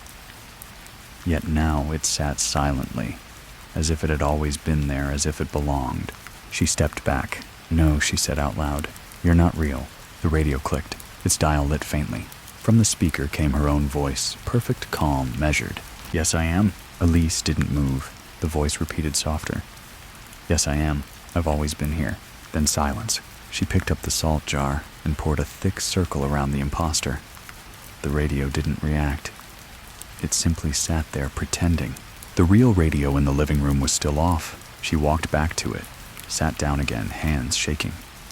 Lydia's voice had said they would blur the line between real and false. She hadn't said how. Elise reached for her pen and wrote, "Second radio." "Not mine." Voice said, "Yes, I am." She stared at the words, and a chill ran down her spine. There, faintly beneath the last line, something was etched into the paper letters pressed from behind the page, like something had written without ink. She flipped the page. A message was indented on the back. "You are the second one." Elise gasped and dropped the notebook. Her breath hitched. The phrase made no immediate sense, but her body reacted before her brain did. Her chest tightened. Her throat went dry. "You are the second one." Did it mean there was another Elise a copy? Or worse, was she the copy? "No," she whispered. "I'm not." The front door rattled. Not a knock. A tremor. Like something on the other side was shifting, not trying to enter, changing its shape. She stepped back, notebook pressed to her chest. The house groaned long and slow, as if stretching. And then faintly, she heard it again. The lullaby, but not from the radio. This time it came from upstairs. She turned feet, moving without permission, heart thudding in sync with each creaking stair. She didn't want to climb, but her body had decided before her mind caught up. She reached the top landing and felt the temperature drop. The hallway smelled like wet dust and singed fabric. The mirror remained covered. Good. The bedroom door was closed. Also good. But the attic door was open. A soft golden glow spilled out, and within it that lullaby played sweet and slow, warped only slightly, like an old cassette being eaten by a player. She climbed. Every step was agony.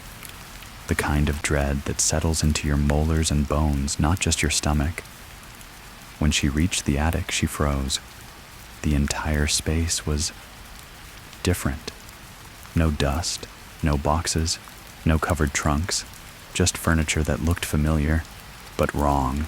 An old couch her grandmother used to own, a lamp she remembered from her childhood bedroom, the rug from her parents' house. It was her past reassembled into a room that never existed, and on the far wall a mirror, uncovered, and in that mirror, a girl, her, smiling. But the girl in the mirror lifted a hand before she did. Elise ran. She slammed the attic door and shoved the chair against it again, chest-heaving, vision swimming. Downstairs, both radios now glowed, and both whispered in perfect harmony, "We remember you better than you do." She didn't scream. Screaming would have meant losing control, giving over to the fear entirely, and that was exactly what they wanted. Instead, Elise forced herself to breathe slow, shallow, deliberate breaths that tasted like dust and candle wax. She backed into the living room, where both radios sat silently. Now their dials still glowing with a pulse that no longer felt like artificial light. It felt organic, like heartbeat, like breath. She couldn't look away from the twin devices, not because she wanted to stare at them, but because something deep in her brain whispered that if she turned her back, they would move, they would change, they would become something else entirely, and she wouldn't know what until it was too late. She sat on the floor with her knees pulled to her chest, notebook clutched tightly, as if holding it harder would anchor her mind in place. The phrase kept circling her thoughts like a hawk. "You are the second one." She wanted to dismiss it, to explain it away as a trick, a hallucination, a glitch in the paper, or her tired vision, but it felt too pointed, too specific. Not just a vague threat, a statement, a suggestion that her identity wasn't real, that maybe someone else had already come before her with her name, her face, her voice, and failed, or worse, been replaced. The thought made her nauseous. At exactly 11:27, the real radio clicked on. Not a gentle hum this time. A hard click like a mechanical switch flipped by something impatient. The static roared to life at once louder than usual, and then cut out abruptly, leaving a strange vacuum in its place. She couldn't even hear the house anymore. No creaking floorboards, no wind through the chimney, no buzz from the nearby lamp. Just silence so deep, it felt like pressure in her ears. Then Lydia's voice pierced through it, more brittle than before. "Elise," she said quickly, without preamble. "They've moved past your past. They're forging futures now. One of them took your face. It went outside." What Elise whispered. "It left through the front door 5 minutes ago. No, I've been here. I haven't moved." "Exactly, but she has." Elise scrambled to her feet and crossed to the front window. Carefully, she parted the curtain just an inch. The world outside was bathed in unnatural silver-gray moonlight, sharp and cold. And walking up the lane back toward the house was someone in her clothes, her sweater, her gait, head bowed slightly as if deep in thought. Every movement was accurate, fluid, but too fluid, too smooth. No hesitation, no human clutter in the gestures, just pure replica. She dropped the curtain. "She's coming back," Lydia said. "She's been watching from the woods. She knows how you talk, how you hesitate before you lie, how you clench your jaw when you're afraid. She's practiced, but she doesn't know everything yet." "What do I do?" "You don't let her in. I don't think she'll knock. She won't have to. She has your keys." Elise turned to the small table by the door. Her keys were gone. For a long moment, she stood still, heart pounding so loudly she could hear it in her teeth. Then she moved quickly, methodically, dragging the heavy armchair against the door, stacking books atop it, flipping the deadbolt, even though she knew that locks wouldn't matter. If this thing had made it through the forest, if it had left and returned, then physical barriers would mean nothing. But she had to try. From outside came the sound of feet on gravel. Slow, steady, approaching. She couldn't breathe. The doorknob rattled gently at first. Then came a knock. Soft. 3 times. Perfectly spaced. Rhythmic. Elise, her own voice called. "It's me. I forgot my phone." She said nothing. "You left it in the kitchen," the voice added, as if trying to prove something. She still said nothing. The voice came again, this time closer, right against the door. "Elise," it said. "Don't you remember the lake?" That stopped her cold. That memory wasn't hers. The voice corrected itself instantly. "Sorry, no, the maple tree. The cast. You told your sister only one of you could be scared. Remember." Elise felt a pulse of dread. The voice was adapting, evolving, listening. But she also noticed the slip. It hadn't started with the right memory. It was still testing her still feeling for cracks. She reached for the radio. "Lydia, she's trying to guess." "She will guess right eventually," Lydia said. "Unless you write what only you know. Something no one else could ever guess. Say it aloud, over and over. Tie your name to it." Elise opened the notebook to a fresh page and began scribbling August 12th, age 6, lost in the cornfield. 2 hours. "I prayed to a God I didn't believe in. Found a marble in my pocket when I got home. Still have it." She whispered it again and again. August 12th, 6 years old, cornfield. Marble, marble, marble. From outside, the voice grew agitated. "Elise, let me in. You know me. I am you." "No," she said. "You're an echo, and you got it wrong." There was silence, then a single deliberate word. "Not yet." The voice faded. The footsteps retreated. The night went still again. Elise collapsed to her knees, shaking notebook clutched to her chest. The static on the radio returned. Lydia spoke gently now. She'll be back, better prepared. I'll be ready. You'll need to be more than ready. You'll need to be undeniable.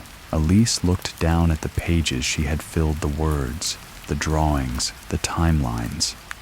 She would need more than this. She would need evidence. Proof so sharp and personal that no mimic could fake it, because tomorrow night the thing wearing her skin would knock again. And next time it might say all the right things. The following day passed in silence, as if the house itself were holding its breath, waiting for something to arrive or to return. Elise didn't open the front door. She didn't speak out loud unless she had to.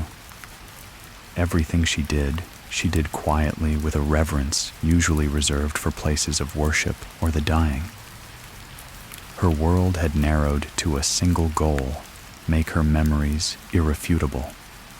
She needed to become so rooted in her truth that even the things clawing at the edges of her mind would fail to uproot her. The notebook, once simply a record, had become a weapon. She filled it with dates, feelings, smells, people, every sliver of life she could remember with clarity and detail.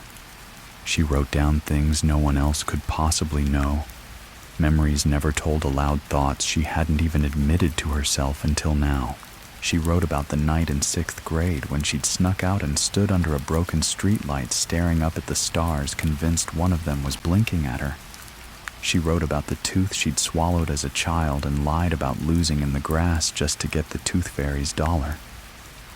About the way her father's voice changed when he was lying, how it got a little softer, like he was afraid his own words would hear him.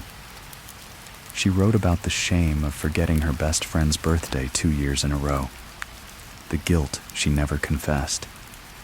She added small drawings, bad sketches of her old bedroom, the chipped yellow paint on the windowsill, the shape of the nightlight she kept until she was 15. No one could replicate this, not even them. By early evening, Elise had started collecting objects that mattered. The marble, of course, still tucked in the back of her jewelry box, exactly where she remembered leaving it. A worn cassette tape her mother used to play in the car. A photo of her and her sister in Halloween costumes from 1999. Elise as a ghost with cut-out eye holes too wide, her sister as a pumpkin, looking annoyed. These were proof, not just of who she was, but of who she had been. The attic remained shut, but she felt it above her constantly now, like an eye she could never quite see, but always sensed. The weight of it pressed through the ceiling beams, through the insulation into her spine. She'd taken to sleeping with her back against the wall, facing both the hallway and the front door. If anything came again, wearing her shape, she'd be ready. She'd see it for what it was. She had to believe that. At 10:50, the twin radios clicked on at the same time. This was new. Usually only the original spoke. But tonight, both dials glowed, one amber, one blue. She sat in front of them, the notebook on her lap, a piece of chalk in one hand, and the marble in the other. The chalk she used to draw a circle around herself, not out of superstition, but to mark the space as hers. The marble she held like a touchstone. The amber radio spoke first. Lydia's voice, though thinner than before, stretched tight like a rope pulled too far. They've made a decision. Elise's grip on the marble tightened. What kind of decision? They're not just trying to replace you anymore, Lydia said. They're preparing to overwrite you entirely. How is that different? Impersonation is mimicry. But overwriting, that's worse. That's insertion. They'll put their version of you in the world, and yours will unravel behind it. Your past, your face, your thoughts, all rewritten by consensus. Even those who knew you will forget what you really were. Elise's chest constricted. Like I never existed. No, like you existed. Differently. Just enough to lose yourself. The blue radio clicked loudly. Elise, her own voice, said, "You've made this harder than it needed to be." The tone was cold, precise, unemotional. I gave you chances. Soft memories, sweet dreams. You rejected all of it. She said nothing. So now we adapt, the voice continued. We evolve. We abandon empathy. Elise finally spoke. You never had empathy. No, the voice admitted. But we understood the shape of it. The static rose behind the words like a wind building in the distance. You've been writing things down, the voice said. That was smart. Predictable, but smart. Unfortunately, memory is fragile. Paper can burn. Books decay. Minds forget. Lydia interrupted through the amber radio, louder now. Don't listen to it. Keep your anchor in hand. Keep speaking. Elise whispered again. August 12th. Cornfield. Age 6. The marble in my pocket. The blue radio chuckled.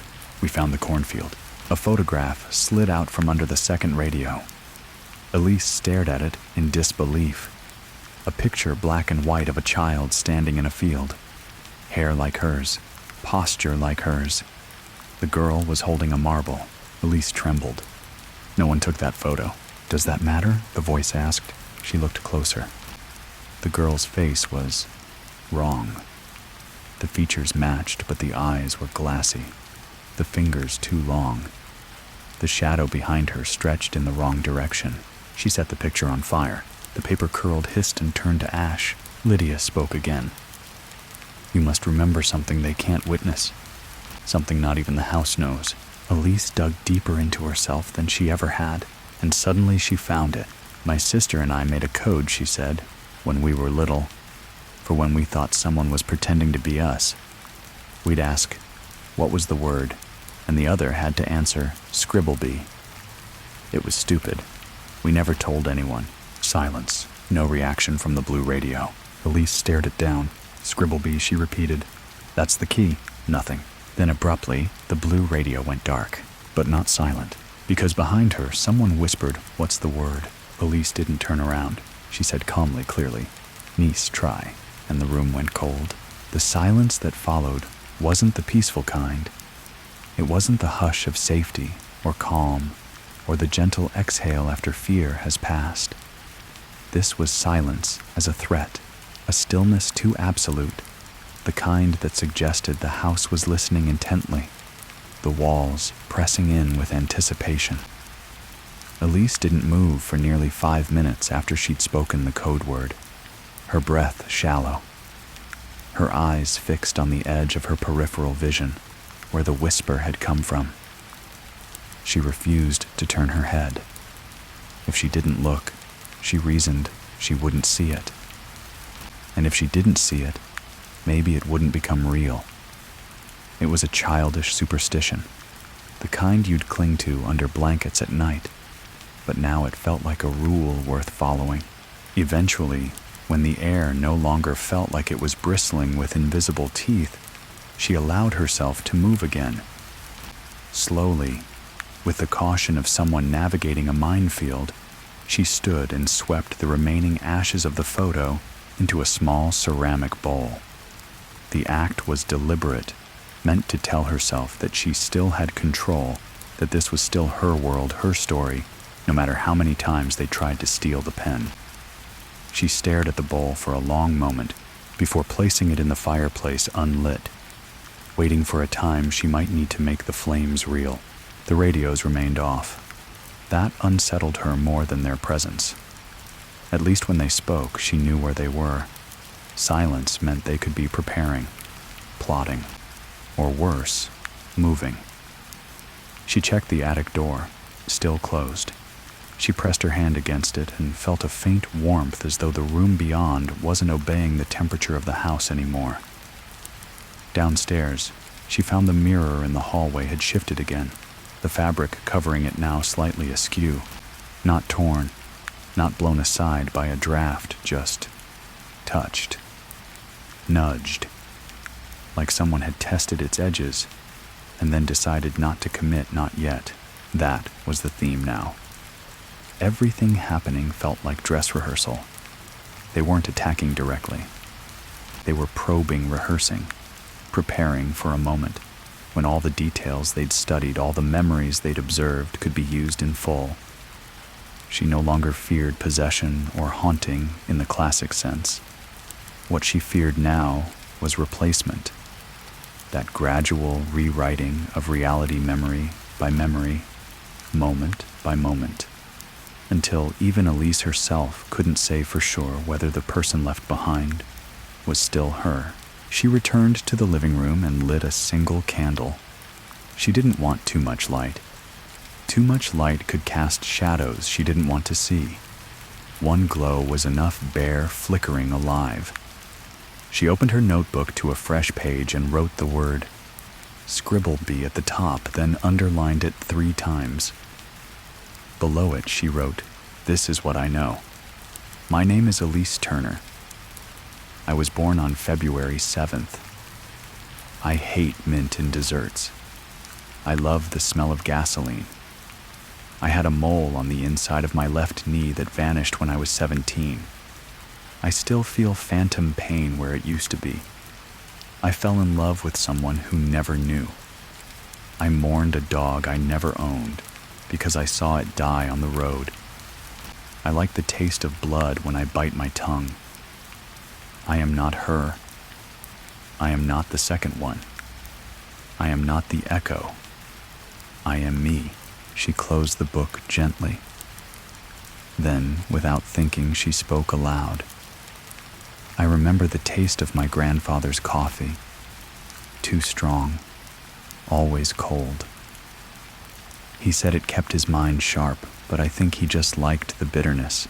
She didn't know why she said it, but it felt right.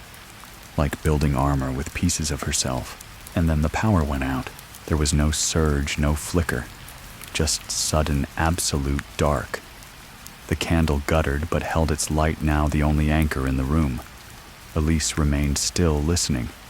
No creaks from upstairs, no whispering static. But there was something else now, a faint humming. At first, she thought it came from outside, from a car or some distant machine. But then she realized it was beneath her feet. Not in the basement, but deeper. In the foundation, the sound vibrated through the floorboards, subtle but rhythmic, like a slow pulse. Not mechanical, organic. As if the house itself had grown something new, and it was beginning to breathe. Elise moved to the edge of the hallway and listened harder. The hum rose slightly when she stepped over certain floorboards, as if the vibration reacted to her, responded. She crouched low and pressed her palm to the wood. It was warm, almost feverish, and then she heard a voice so faint she thought it might be her own thoughts echoing back. "Elise," it whispered, "come downstairs." She pulled her hand back like she'd touched fire. "No," she whispered, but the voice didn't argue. It just repeated steady and soft over and over. "Come downstairs. Come downstairs. Come downstairs." The trap was obvious, but so was the threat. If they were inside the foundation now beneath her, then the next stage would be from within, from below her mind, below her memory. It was an invasion from under the floor of her identity. She returned to the radio, which remained dark. Lydia hadn't spoken in hours. That silence chilled her more than the whispers. She picked up the marble and held it in her palm again, grounding herself with its weight, its temperature, its smooth familiarity. It was real. She was real. The house groaned once deeply, like something old shifting in its sleep. She walked to the basement door. She didn't open it. Not yet, but she sat beside it and waited. Because if they wanted her to descend, they would have to tempt her harder than this. And she was no longer so easily moved. Hours passed, or maybe just one time had grown elastic in the house, stretched too thin in some places, snapping back violently in others. Elise remained seated beside the basement door, the candle flickering beside her, its tiny flame casting wild shadows against the wood, as if dancing to the low-frequency hum still vibrating faintly beneath the floorboards. The voice had stopped its whispering chant a while ago, but its rhythm remained echoing in her mind like the ghost of a melody that refused to fade. She hadn't spoken, She hadn't moved, not even to breathe deeply. She simply watched the grain of the wood, the edge of the frame, the narrow gap between the door and the floor that seemed darker than it should have been, as if it didn't lead to stairs, but to somewhere else entirely. She knew, with a kind of deep intuitive certainty, that what lay beyond the basement was no longer her house. Or if it was, it had been claimed, hollowed out, and repurposed into something unfamiliar, wearing her walls as a mask. The line between home and elsewhere was no longer architectural. It was spiritual. Eventually, the candle flickered once hard and then dimmed to a barely visible glow. Elise looked toward it just as a faint noise rose behind the door. Soft tapping, not insistent or urgent, but casual, as if fingers drumming on wood. Followed by another voice. Not her own this time. Not the thing pretending to be her. This one was lower, older, male, familiar in a way she couldn't immediately place. Elise had said, and her skin went cold. She didn't respond. "You remember me," the voice continued. "You prayed to me once." Her breath caught. "The cornfield," it said, answering her silence. 6 years old. 2 hours. "You said you didn't believe in anything. But you believed in me then." She clutched the marble tighter. "No," she whispered. "I didn't pray to you. I prayed against being found by something else." The voice laughed softly, a sound like gravel shifting under heavy boots. "That's still a kind of worship," it said. "You made a contract the moment you spoke into the dark. Now, I'm only here to collect." She stood. "No, Elise," the voice purred. "We are past names now." The door handle jiggled just once lazily, like a reminder that it could open even if it didn't want to yet. She stared at the knob, the tarnished brass catching a glint of the failing candlelight. She imagined it turning the door, opening inward stairs, descending into blackness. But instead of damp wood and old boxes, she would find a hallway made of mirrors, each reflecting her face in different states, laughing, screaming, sleeping, weeping. A hall of selves, a funeral procession of possible Elises. She stepped back from the door, not in fear, but in recognition of the game being played. This wasn't a chase anymore. This was a siege. She turned on her heel and walked away. Not quickly, not dramatically. Just away. The voice didn't call after her. It didn't need to. She could feel it grinning behind the door, a patient predator that had already outlived time. Back in the living room, both radios were now glowing. They hadn't spoken in hours yet. They pulsed like living things, one amber, one blue. Elise didn't sit between them this time. She pulled a chair across the room and faced them from a distance, her notebook on her knees like a shield. She opened to the last page and began to write again. The house is breathing. The basement speaks. The attic watches. The radios pulse like arteries. This is no longer my home. It is their theater. But I am not the audience. I am not the play. I am the writer. She underlined the last sentence. Then she wrote it again. I am the writer. The amber radio flickered and Lydia's voice returned, weak but urgent, the static swallowing the edges of her words. You're stronger than them, Elise. But only if you stop measuring strength by fear. The ones who came before you, they waited for rescue. They hoped to be saved. You need to understand something. This ends when you choose. They don't want you dead. They want you rewritten. I know, Elise said quietly. They want the version of me that's easier to use. Yes, Lydia replied. They want a self that agrees with them. That bends.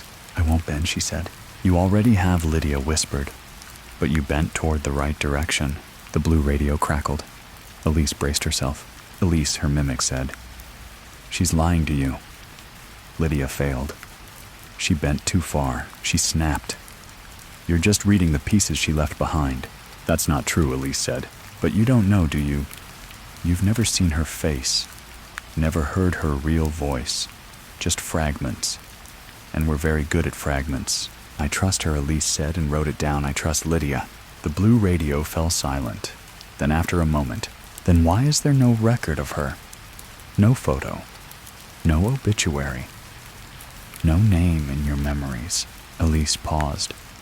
The question hit harder than she wanted to admit. Lydia had never offered details about herself, just guidance, just warnings, because she erased herself, Elise said at last, so you couldn't use her. The radios went completely still. No static, no sound. And in the hallway behind her, the mirror fell off the wall and shattered. No wind, no quake, just gravity, just decision. Elise didn't flinch. She stood closed, the notebook, picked up the chalk, and began to draw a new circle.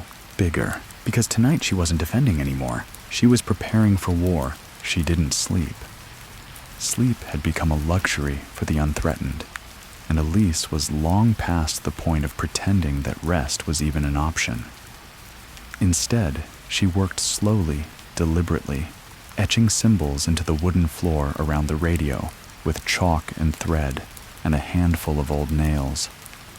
Not protection symbols in any mystical or religious sense. She didn't pretend to know anything about those. These were personal glyphs, memory knots, things only she would recognize: a crooked E from her childhood handwriting, the 3 dots she always placed under her name when signing letters as a kid. The left-handed loop, her mother once said, looked like a snail. She made the circle hers, not sacred by any tradition, but sacred through ownership. Ownership of self, of identity, of time. The candle burned low beside her. Its wax puddled onto a saucer she'd placed under it, and she liked the sound it made, soft, dripping, predictable, real. Outside, the sky was beginning to fade from black to bruised blue. The sunrise would arrive in less than an hour, but it didn't matter anymore. Daylight didn't dispel what haunted this place. That had become clear. This wasn't a ghost story. It was a war for narrative control. Whoever wrote the most convincing version of Elise, whoever could anchor her in enough minds, enough mirrors, enough moments, would win. The mimic knew that. It had tried speech, imitation, memory. It had tried guilt and nostalgia. Now it was escalating. At exactly 5:07 a.m., the doorbell rang. A sound so ordinary, so human, that it nearly broke her composure. No whispers, no creaks, just the chime of metal hitting metal, an innocent sound dulled by years, but undeniably real. She stayed seated, frozen, watching the front door across the room. It rang again, and again. She heard footsteps next, slow, careful, as though someone were pacing the porch. Then a knock. No words, no plea, just knuckles on wood. Elise reached for the marble in her pocket and closed her hand around it. She whispered the phrase again, more ritual than memory now. August 12th. Cornfield. Age 6. Marble in my pocket. The knocking stopped. She waited a full minute before moving. She approached the door without a sound, peered through the side window. No one stood there, but the doorframe was wet, not with rain. It hadn't rained in 2 days. This was something thicker, more viscous. She reached out with a tissue and touched the surface dark smear, slightly sticky. When she smelled it, she gagged. It was blood. She didn't open the door. She didn't panic. She stepped backward slowly and returned to her circle. She sat inside, pressed her palms against the wooden floor, and closed her eyes. The house thrummed beneath her skin. She could feel its false heartbeat now layered beneath the natural sounds of old pipes and cooling wood. It was alive, occupied, not by a single entity, but by a colony of echoes, each one shaped like her. They were trying to multiply. Lydia's voice finally returned, but only barely, so weak it sounded like it came from underwater. Elise, they've started the inversion. What's that? She asked, barely above a whisper. they'll begin to insert themselves into your past. Not just memories, but evidence. Objects, photographs, letters. You'll start to find things you don't remember owning. Notes in your handwriting that you never wrote. They'll rewrite you from the inside out until even your memories argue with you. Elise looked around the room. Then she saw it. A new photograph had appeared on the mantel. She hadn't heard it fall into place. She hadn't placed it there. It was in a frame she vaguely recognized silver etched with little vines. It was an old family photo, one she'd remembered losing in a move years ago. In it, she stood between her parents, all three smiling stiffly in the sunlight. But as she stared closer, her skin prickled. Her eyes in the photo were wrong. They were her eyes, sure, but not from that time. They were her current eyes, the ones she saw in the mirror just this morning. Older, tired, too knowing. The photo had been altered, no rewritten. Lydia's voice shook as it returned. They've made a copy of your timeline. They're dropping pieces of it back into place like feeding breadcrumbs to a sleeping mind. If you start believing those pieces, you'll follow the trail right out of yourself. I won't believe them, Elise said. But your brain wants to, Lydia replied. It's easier to believe in a complete story, even a false one, than to live in uncertainty. They know that. That's what they exploit. Elise stood, took the photo from the mantel and snapped it in half. It bled, not photo paper, not ink. Something thick and dark seeped from the seam where it split, staining her fingers. She dropped it into the fireplace. The flame caught instantly, too fast for paper, as if the thing wanted to burn. She watched it writhe in the fire like something alive. She waited until only ash remained, but now she understood the next phase of their game. She walked through the house and began to open drawers, boxes, storage bins, searching not for what she remembered, but for what she didn't. Any object, any artifact that felt unfamiliar, that whispered itself into place as though it had always been there, had to go. She found 3 journals that weren't hers, same handwriting, different tone. She found a scarf in her closet that smelled of lavender, which she hated. She found a birthday card from an aunt she never had. She burned them all. The house screamed once, not audibly but structurally. A sudden pop in the walls, a violent crack like the bones of the foundation shifting against themselves. Good, she thought. Let it feel pain. Let it know she was not dissolving. By sunrise, the house had grown still again. The blue radio remained dark. The amber one pulsed faintly. Lydia whispered, "You held your ground, but they won't stop. Tomorrow they'll send someone you love, and she'll know your heart better than you do." "I'm ready," Elise said, voice steady. "Let them come." But inside she wasn't sure, because she only truly loved one person, and she'd been dead for 3 years. The morning light crawled into the house with an eerie reluctance, spilling across the floor like something that had to sneak in, wary of what waited inside. Elise sat in the center of her protective circle, surrounded by pages of her notebook, now torn out and scattered around her like defensive runes. The candle had long since burned out, and the matches were nearly gone, but the act of lighting each page before destroying it had become ritual, her way of asserting that only she chose which memories stayed, which ones burned. Outside, birds called like normal. Somewhere down the road, a truck rumbled by the normalcy of it, so jarring that it almost shattered the carefully preserved tension inside. But Elise knew better. The illusion of normal life was just another tool in their arsenal now. The mimics, the echoes, the fragments of voices she could no longer track. None of them operated on fear alone. They thrived on suggestion, doubt. They didn't need to destroy her body. They needed her to doubt her story. And after the photograph incident, Elise knew just how deep they were willing to go. She had just begun tearing up one of the false journals when she heard its footsteps on the porch again. But these were different from the ones that had come before. These weren't careful or exploratory. These were light, rhythmic, filled with the kind of easy confidence a loved one carries when they approach a familiar door. Elise stood slowly, the journal clutched in her hand, fingers still stained with ash. She didn't approach the window this time. She already knew who she was going to see. There was no knock, just the door opening, unlocked. She never left it unlocked, but it swung open anyway, silent and smooth. And there she was, her sister, Anna, 3 years dead, buried in spring, her face pale in the casket, but now somehow flushed with life. She looked older than Elise remembered, just slightly, like someone had aged her using reference photos and guesswork. Her eyes were too bright, her posture too symmetrical.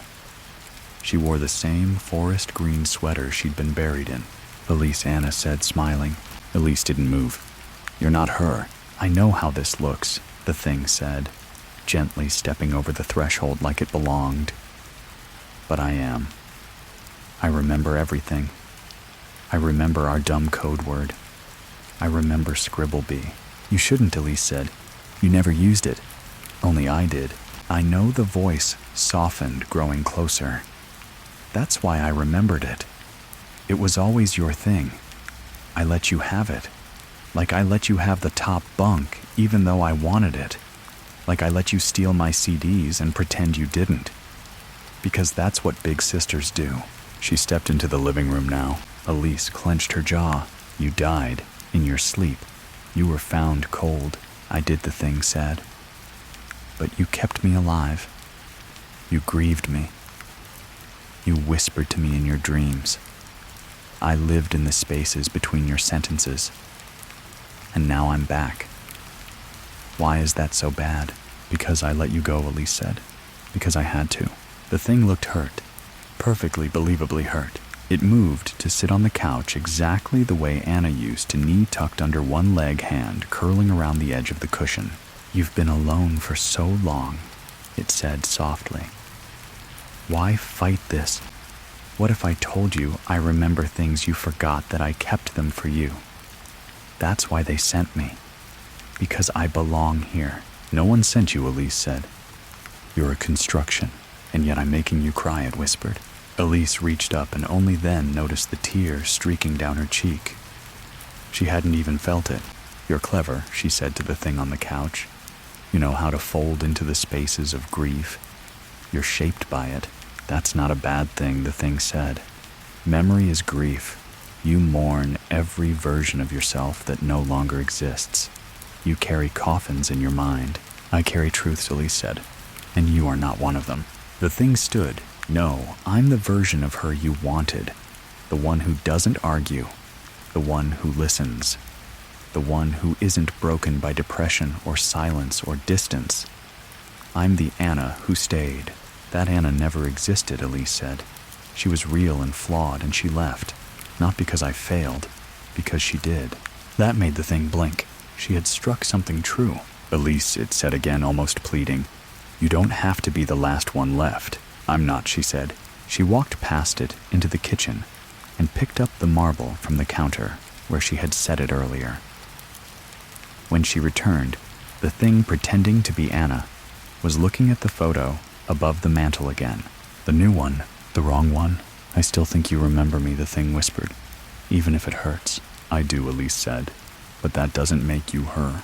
She stepped forward and placed the marble gently into the mimic's hand. It recoiled like it had been scalded. The marble fell to the floor with a sharp clack and rolled to the edge of the chalk circle. The mimic looked up, face slackening into something that could no longer maintain its human symmetry. The left side of its mouth dropped. Its eyes blurred. The skin shimmered, the illusion decaying in slow motion. You broke the continuity, it rasped. This version was almost complete. You can't complete me, Elise said. Only I can. The thing collapsed backward onto the couch, deflating like air escaping a costume skin, losing color, becoming parchment thin and brittle. It let out one long, final exhale, and then dissolved not into blood or smoke, but into silence. True silence. The house exhaled with her. But deep in the attic, something stirred. Elise didn't move for a long time after the mimic vanished. not because she was afraid it might return, but because she felt the echo of it inside herself, its last words still reverberating through her chest like a faint second heartbeat. You broke the continuity. That phrase clung to her like static, a soft reminder that this wasn't over, just paused. She stood at the edge of the chalk circle, staring at the empty space on the couch where the imposter had sat, and for a fleeting moment she questioned again whether she had made the right choice. What if some small part of her sister had been in there? What if in pushing it away, she had lost the last remaining fragment of Anna that hadn't faded yet, but the rational voice in her head, the voice she had slowly fortified over these nights, reminded her that grief was a terrain easily manipulated. These things fed on longing, and Anna's absence was the deepest wound in her heart. The house had simply poured salt into it and dared her to flinch. Elise walked to the window, peeled back the curtains slightly. Outside, dawn had given way to pale daylight, the kind that should feel comforting, but didn't. The yard was motionless, the trees still not even a breeze to shift their branches. It felt like the whole world had turned into a set piece, a backdrop to her confrontation scenery, in a play staged solely for her unraveling. She let the curtain fall and turned her attention to the attic. It was the one place in the house she hadn't confronted directly, the source of the earliest whispers, the unnatural thumps and the shifting shadows that always seemed to spill downward rather than across. For days, she had avoided it intuitively, understanding that it was the control room, the eye of the storm, the place where the mimics didn't just appear but were assembled. The memories she'd kept buried since the first night had started to claw back toward the surface. Now, a half-forgotten glimpse, the creak of the attic stairs when no one had been home, the feeling of being watched, not from across the room, but from above. She retrieved a flashlight, not because she needed to see, but because she needed something to hold. She didn't expect the attic to play fair. The staircase groaned under her weight as she climbed. It was a narrow passage, the kind that seemed to grow smaller the higher she went, until she had to duck slightly to avoid hitting her head on the sloped ceiling. At the top was the door plain wooden old. She reached for the knob and hesitated, not because she was scared, but because something in her whispered, "This is where the real story begins." She turned it anyway. The door opened without resistance. The attic was larger than she remembered. Much larger. The moment she stepped inside, she realized the dimensions were impossible. The walls stretched farther than they should have. The ceiling arched into an unseen peak. The floor was wooden, but the grain seemed to shift underfoot. Not visually, but spatially, as if each step took her both forward and somewhere else. It wasn't just a room. It was a structure layered inside reality, mimicking the shell of her house while holding something vastly older, vastly stranger. At the center of the attic stood the radio. Not a radio. The radio. But this one wasn't made of wood or brass. It looked like it had been grown its body a tangled mass of sinew and wire, its speaker pulsing like a throat. Tubes snaked into the floor, vanishing into cracks that hadn't been there seconds ago. The dial was a milky, fleshy wheel turning on its own, clicking softly. And in front of it, Elise stared at herself. Same height, same face, but different posture, as if someone had captured her image and left it unposed default. This version stood slightly slouched, its hands limp at its sides, head tilted like a puppet waiting for its strings. Its eyes opened as Elise stepped into the room. "I've been here longer than you think," it said. The voice was flat, but recognizably hers. Elise didn't answer. The mimic took a step closer. "I was born the moment you heard the first static. I've been watching building growing." Another step. "You're exhausted. You can't hold out forever." I don't even need to replace you completely. Just outlast you. Elise raised the flashlight not as a weapon, but as a challenge. I've met your attempts, she said. I've burned your stories. I've remembered what you couldn't forge. The mimic laughed. And yet you came here. You came to me. That means you're ready to let go. No, Elise said, stepping closer. It means I'm done hiding. The mimic faltered for just a second. Elise crossed the last few feet between them, staring directly into the false version of herself. She raised her hand and pressed her palm against its chest. You're a story without a soul, she whispered, and I'm the editor. The mimic's mouth opened, but before it could speak, the radio behind it let out a low, wet groan, like something old and decaying giving way. The wires began to retract. The floor beneath them shuddered. Elise's body buzzed with static, not from the machine, but from within herself, her mind trying to reconcile what was real, what was memory, and what was manipulation. She gritted her teeth and pushed harder. The mimic screamed, its voice morphing through pitches. First her sister's, then her mother's, then something monstrous and ancient, something that had never worn skin, but had learned to speak with it. The attic trembled.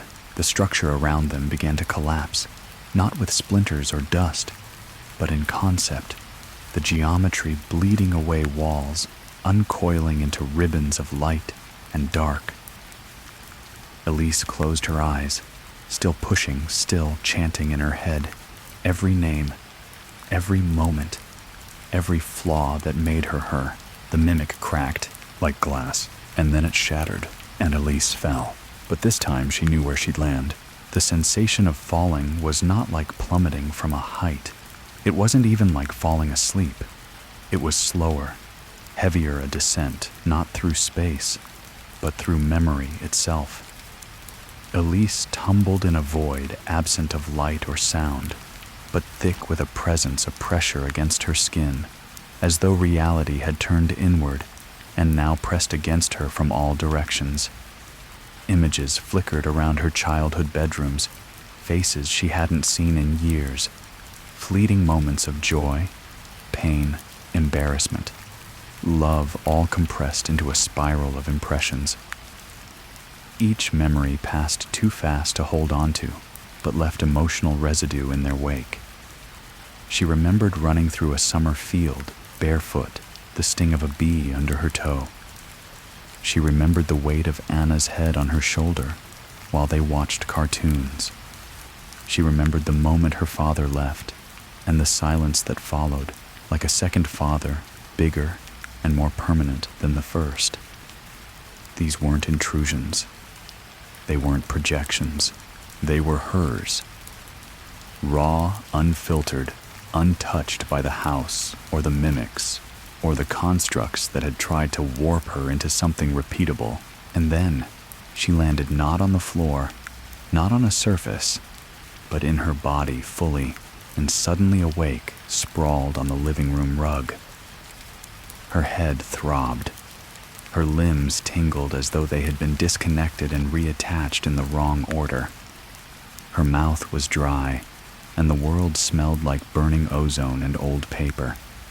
She blinked, coughed, and sat up slowly. The house was still, completely still. The radios were dark. The candle had gone out.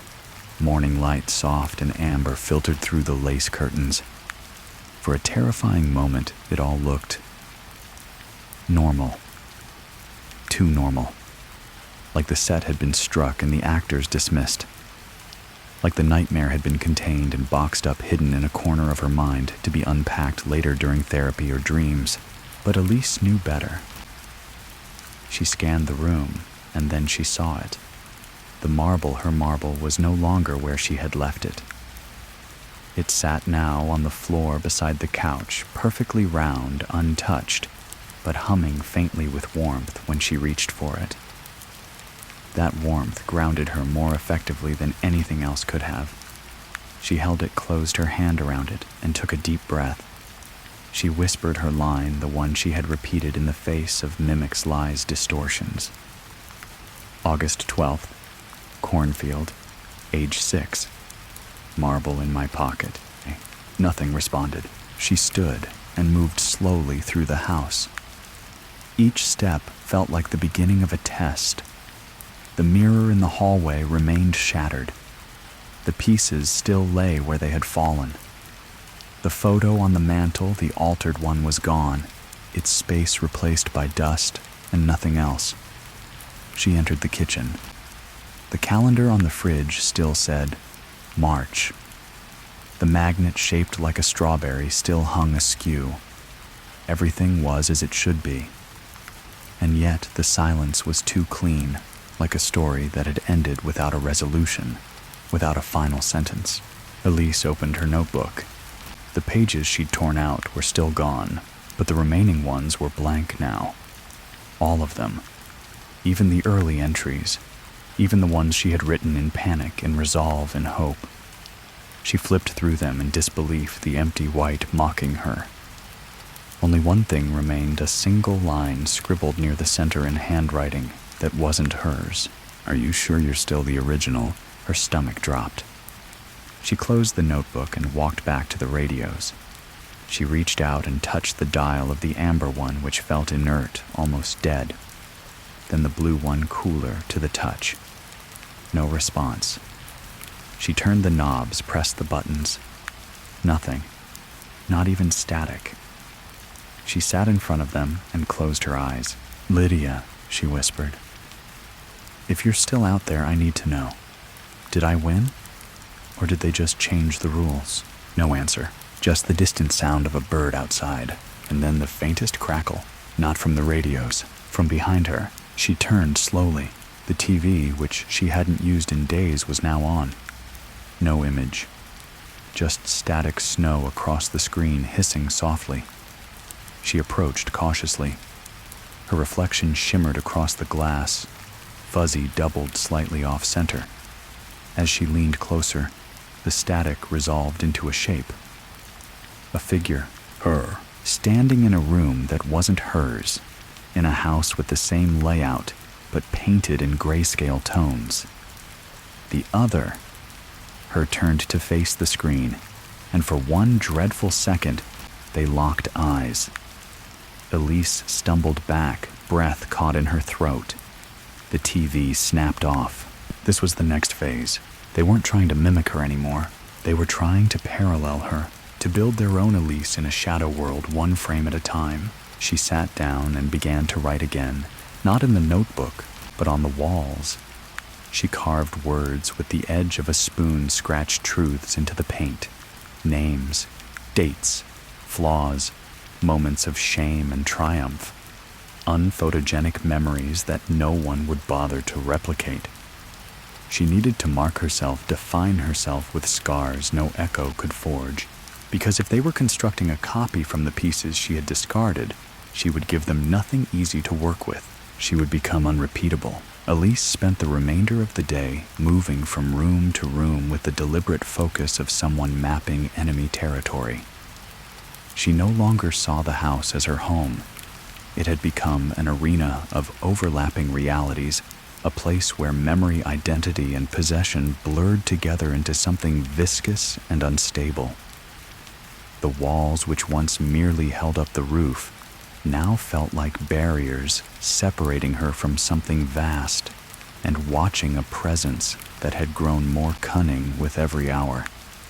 It no longer attempted direct confrontation, nor did it whisper through speakers or press against the fabric of her thoughts. Now it waited, learning, adapting. The mimic had failed because it had tried too hard to resemble her. This new tactic was more insidious, creating a parallel Elise that didn't simply look like her, but evolved in tandem, fed off her decisions, her doubts, her defenses. As twilight approached, the air grew thick again, not with heat or humidity, but with anticipation, like the house had drawn a breath it had yet to exhale. Elise dragged a chair to the center of the living room and sat with the blue and amber radios placed before her like offerings. The fireplace remained dark, but she kept matches nearby. Her notebook, still blank, lay open on the floor. Around her, the walls bore the rough carvings she'd made earlier, a crude tapestry of her life etched in desperation. She had scratched every irrational fear she could remember, every private shame, every impulsive thought, every fragmented memory she hadn't dared to share aloud. These, she believed, were the anchors of her true self, not the polished moments, but the awkward human ones. If they wanted to replicate her again, they would have to dig through the worst of her, and she didn't think they had the stomach for it. The sun sank fully below the horizon. The moment the last light disappeared, the power died. Not just in the room, everywhere. The refrigerator stopped humming. The overhead lights snapped off.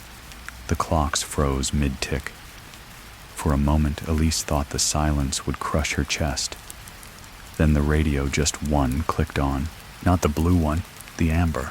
It buzzed softly, then whispered, "The mirror is ready." She froze. What mirror? The radio crackled again. "The one you keep covered, behind the linen closet. You've always known." Her heart pounded. She hadn't touched the linen closet in weeks, but now that it was mentioned, she felt a weight behind the thought, a memory surfacing like a corpse through still water. There was a mirror there, an antique one, ornate with a brass frame and a blemish in the upper left corner, where time had peeled the silver backing. Her grandmother had insisted it be kept hidden. Elise had obeyed without question and eventually forgotten. But not completely. She stood, hesitated only a second, then walked slowly down the hallway. The closet door was slightly ajar. She hadn't left it like that. She hadn't even opened it in days. Inside, folded towels were stacked neatly on shelves, but behind them, where there should have been plain wall, was the mirror, tall and narrow, veiled under a yellowing sheet. She stepped forward and peeled the fabric away, and there it was. The mirror looked innocent at first glance.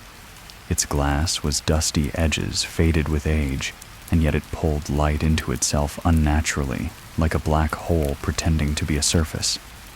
It didn't reflect her immediately. In fact, for the first few seconds, she saw nothing. Then the shape emerged, a blurred figure stepping forward within the glass, like someone approaching from behind a thick fog. Her, but not standing still. Moving. The reflection tilted its head, then walked in slow, predatory circles, trailing a finger across the mirrored wall.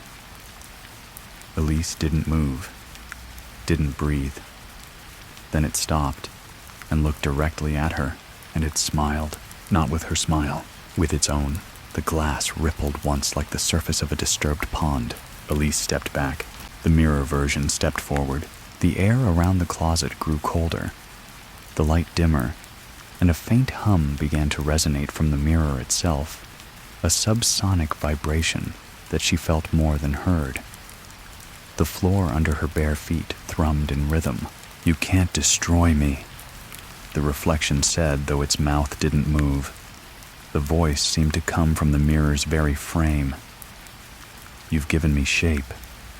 I am every possibility you abandoned, every path you were too afraid to take." "I chose what I had to," Elise whispered. "And I chose what you wanted," it replied. With that, the mirror flared. Not with light, but with detail. Suddenly, Elise saw dozens of versions of herself inside it, flickering like overlapping frames of film. One sobbing in a bathtub, one yelling at someone unseen, one standing on a balcony, one asleep alone. They weren't hallucinations. They were real Elise, or near enough to be dangerous. The mirror hadn't copied her once. It had been recording her every choice, every hesitation, every late-night whisper. All versions she could have become, all weaponized. She turned and ran, back to the living room, back to the circle. She grabbed the blue radio, shook it, screamed, "Lydia, are you still there?" For a moment, nothing. Then a whisper, faint but firm, "You're not alone." Elise sat inside her chalk ring, breathing hard. "They've opened the mirror. They've built too many of me. I don't know which one is still me. Then write, Lydia said. Write what they can't replicate. What Elise asked. Your contradictions. Your chaos. What doesn't make sense. They can only build logic. You are built from paradox. The radios crackled. The lights flickered back to life. And from the hallway came the soft sound of a mirror cracking. Elise picked up the notebook and began to write nonsense. Beautiful human nonsense. The pen moved like it had a life of its own, gliding across the paper with frantic rhythm as Elise filled page after page, not with coherent thoughts or neatly outlined strategies, but with broken phrases, disjointed images, childhood song lyrics mangled halfway through, made-up words that meant nothing but felt instinctively real. She wrote about how water once tasted like metal after a storm, how she used to dream of falling up instead of down, how her sister once told her clouds were just the earth's exhale. She scribbled a list of questions she'd never asked anyone, like, why do we hum when we're scared? Or why does grief taste like pennies? She drew a house with no windows, a sun with teeth. Her own face split into 4 expressions she didn't recognize. The notebook filled rapidly each mark on the page, an act of defiance of divergence of chaos. If Lydia was right, and Elise now believed she was, then this was her firewall. Her unpredictability, her refusal to follow the logic those mimic constructs required. If they fed on patterns, she would give them madness. From the hallway, the sound of cracking glass grew louder. Not just a break, but a transformation, like the mirror was molting its shape, growing something new. Elise didn't dare look yet. The notebook was warm in her hands, pages curling from the heat of her intensity, the ink bleeding at the edges. And still she wrote. She wrote about the color of silence, the smell of forgetting the weight of words unspoken. Somewhere between the lines, her hands trembling with adrenaline and clarity, she understood that what she was building wasn't just a defense. It was an identity spell. Not magic in the mystical sense, but in the deeply personal.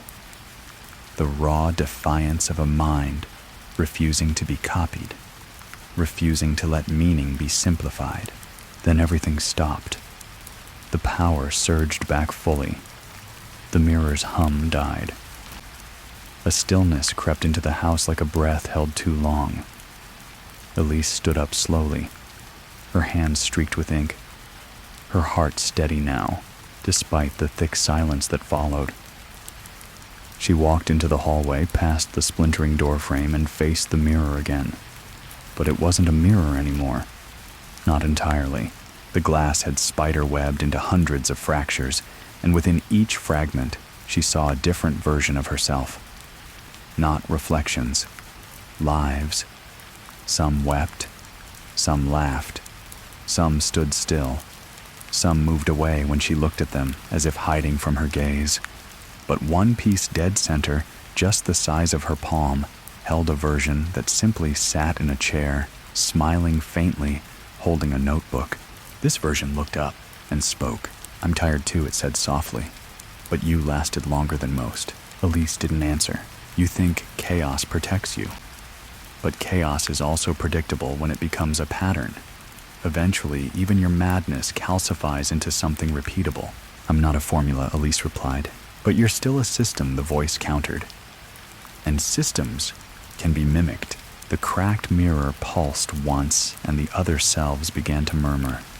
Not loud, not aggressive, just a soft, rhythmic tide of whispers. Elise couldn't make out words, only emotion, longing, loneliness, resentment, fear. These weren't just reflections, they were near possessions, fragments the house had tried to bring to life, and failed, each one closer than the last. She stared at them no longer with fear, but with understanding. You were trying to become me, she said, but you don't understand what it costs to be me. The central reflection tilted its head. Then show us, it said. Finish the story. Give us the ending. Elise backed away and returned to the living room. The notebook waited its last page blank. She sat and picked up the pen and began to write slowly. Now, not chaos, not riddles, but the truth, the one thing none of the copies had access to. She wrote about the night Anna died, the unspoken guilt the moment she saw the missed call and didn't answer.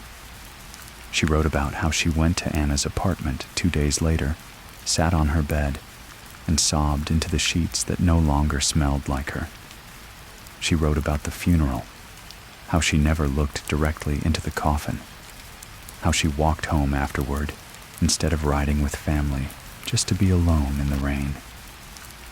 She wrote about the nights she wished someone would haunt her, not because she believed in ghosts, but because she wanted proof that Anna had existed beyond the grave.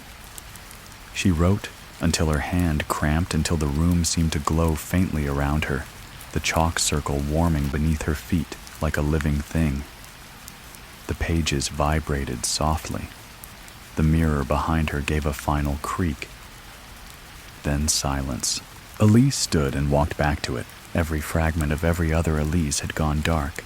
Only her own face remained, singular, whole. She raised her hand and pressed it against the glass. Her reflection did the same. No ripple, no mimic, just her, scarred, tired, alive. The glass didn't shatter. It simply faded. The mirror became a sheet of fog, then mist, then nothing. She reached forward, and her hand passed through.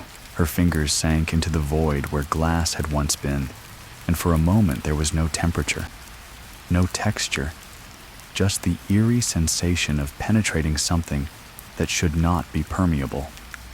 Elise hesitated, with her hand suspended in that liminal space, her heart steady, but her breath caught halfway between anticipation and dread.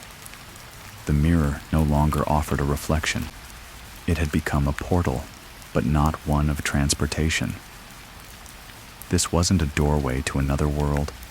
It was a window into her own deeper layers of her psyche, of her memory of whatever the house had awakened when the radio first whispered to her in the dead of night. Slowly, cautiously, she stepped forward. Her face passed through, then her shoulders, and then the rest of her body was swallowed by the cool, humming stillness. She emerged not into darkness, but into a room that looked uncannily like her own living room, but colder, stripped of warmth and life, as though someone had recreated it using blueprints and forgotten to fill it with actual human essence. The walls were too clean, the floor too polished. A fire flickered in the hearth, but it gave off no heat. The air smelled like bleach and paper. At the center of the room stood a woman. Elise froze. The woman had her back-turned, arms crossed behind her, dressed in a version of Elise's clothes familiar but subtly wrong, like a memory trying to impersonate a moment it had never witnessed. Her hair was a bit too smooth, her posture unnaturally perfect. "I was hoping you'd come," the woman said without turning around. The voice was Elise's, but more composed, more performative. "I didn't expect you to hold out this long. I'm not here to fight you," Elise replied. Her voice cracked slightly, which felt real good. She needed to sound tired. She was tired. "No, you're here to reclaim something you think is yours," the woman said.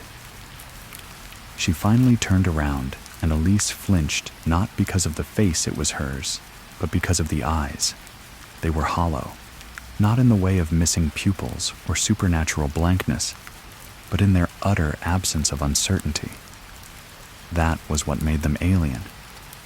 This version of Elise had never hesitated, never second-guessed, never failed. It was the version that had made every correct choice, said every right thing, avoided every regret. She was clean, perfect, sterile. "I don't want perfection," Elise said before the woman could speak again. "I never did." "Then why am I here?" the woman asked. "Because I was ashamed of my mess. Because I thought if I could just erase the pain, I could finally rest. But now, I know without the mess, I'm not me." The woman tilted her head. "So you'd rather keep the suffering?" "I'd rather keep what made me human." The room began to flicker subtly, at first picture frames changing content colors and the rug rearranging. The perfect illusion was destabilizing. "You'll collapse this world if you reject me," the woman warned. "Then let it collapse," Elise whispered. The floor beneath her feet pulsed once like a heartbeat. The fire in the hearth snuffed out without sound. The walls shuddered and began to crumble, not into debris but into whispers, fragments of thoughts Elise had buried over the years, unfinished apologies, private embarrassments, betrayals. She never admitted joy she thought she didn't deserve. All of it cascaded around her in waves of sensation. Her knees buckled. She fell bracing herself with one hand, the other still gripping the notebook. She tore a page from it, one of the chaotic ones filled with nonsense and raw thought, and slammed it against the floor. The world screamed, not audibly but in pressure and light and memory. And then it went still. When Elise opened her eyes, she was lying in a real living room, on the real rug surrounded by the chalk circle and the scent of burnt ink. The mirror in the hallway was gone. Not broken. Not covered. Gone. Where it had stood was now bare wall old paint, peeling where the frame had once pressed against it. The radio sat silently. The air was heavy with stillness, but not the kind laced with fear. It was the silence of a space finally emptied of intrusions. Elise stood and checked the house again. Every room, every shadow. Nothing moved but her. The photo on the mantel was back, the real one with Anna's uneven grin and the coffee stain in the bottom corner. The lights buzzed gently overhead. Outside, the world had resumed. She didn't feel victorious. She felt clear. That night, she slept in her bed for the first time in weeks. No chalk circle. No radio buzzing. Just the distant sound of wind and the soft creak of wood as the house settled into its original rhythm. She dreamed, but the dreams were hers. Not projections, not traps. She woke at dawn, made coffee, and opened the notebook one last time. The pages were still filled with madness, but to her it all made perfect sense. The following days moved slowly, each one peeling itself away from the last like layers of something molted rather than lived. Elise began to reacquaint herself with the mundane laundry, watering dead plants, opening cupboards, with no intention of using what was inside. It was strange how quickly normal life returned, not as a relief, but as a kind of echo. The horror hadn't disappeared. It had simply stepped back, leaving behind the shape of its absence in everything she touched. The radios stayed silent. The mirror remained gone, and the air in the house no longer pressed against her skin like static or paranoia. Still, there were small moments when the world tilted sideways, like how her shadow sometimes lingered half a second longer than it should, or how the light in the bathroom flickered exactly twice each time she entered, like a forgotten signal continuing its pattern long after its sender was gone. But she didn't chase those signs. She let them sit. Some things she'd learned don't need answers. On the fourth morning, Elise found the door to the attic open. She hadn't touched it, since that night hadn't even looked in its direction. Her first instinct was to ignore it, to close it, and chalk it up to an old house settling into its haunted grooves. But the pull was too strong, not of curiosity or fear, but necessity. Something unfinished waited. She climbed slowly, gripping the railing like it might disappear under her touch. The steps groaned in sequence, a familiar rhythm that had once sounded like danger, but now resembled ritual. The attic door stood still, slightly ajar, breathing cold air into the hallway. Elise pushed it open and stepped inside. Nothing had changed, and everything had. The room was empty of objects, but full of presence. The walls were darker than before, as though they'd absorbed all the light from her confrontation. The floor felt solid, but there was an odd hum beneath it, not sound exactly, but the tremble of something waiting to exhale. In the center of the space was a single object, the notebook, but not hers. This one was bound in black fabric, larger than the one she had carried, and entirely untouched by fire or ink or madness. It sat upright, pages closed spine, perfectly aligned with the wooden slats beneath it. She approached slowly. No voices, no radio crackle, just the notebook and the dim light coming through the single circular window overhead. She crouched and opened the first page. It was blank, but not empty. The page pulsed faintly under her fingertips, as though it recognized her. She turned the next page, and then the next. Each one blank, but the deeper she flipped, the more she felt something, a weight forming, a presence growing, like the pages were inhaling her energy, recording her proximity, preparing themselves. And then, halfway through on page 31, there were words. You survived the story, but stories never end. They wait, below it in smaller print. Would you like to write the next? Elise stared at the sentence until the room began to breathe again. The house was giving her a choice. She could walk away now, leave the book untouched, bury it beneath floorboards, or toss it into the fire pit behind the house. Or she could write. She could shape the next chapter, not out of fear, but out of authorship. The house, the mirror, the voices, Lydia. Every element that had twisted her reality was still here, just quiet, waiting for permission. She sat cross-legged on the attic floor, the notebook in her lap, and pulled the pen from behind her ear, a habit she hadn't even realized had returned. The page blinked once. She touched the tip of the pen to it, and began, not with panic, not with survival, but with a single line. There was once a house that knew how to listen. As the words spilled out, the attic warmed, the hum beneath the floor faded, and the notebook seemed to sigh. Somewhere deep in the structure of the house, behind its hidden panels and faded wallpaper, a pulse of static echoed once, and then went silent. The story would continue, but this time it would be hers. The ink flowed smoothly as Elise wrote each letter, curling into existence, with an ease that felt unnatural, as though the pen had been waiting its whole life for her hand. The attic remained still, yet every fiber of the air around her buzzed faintly with tension.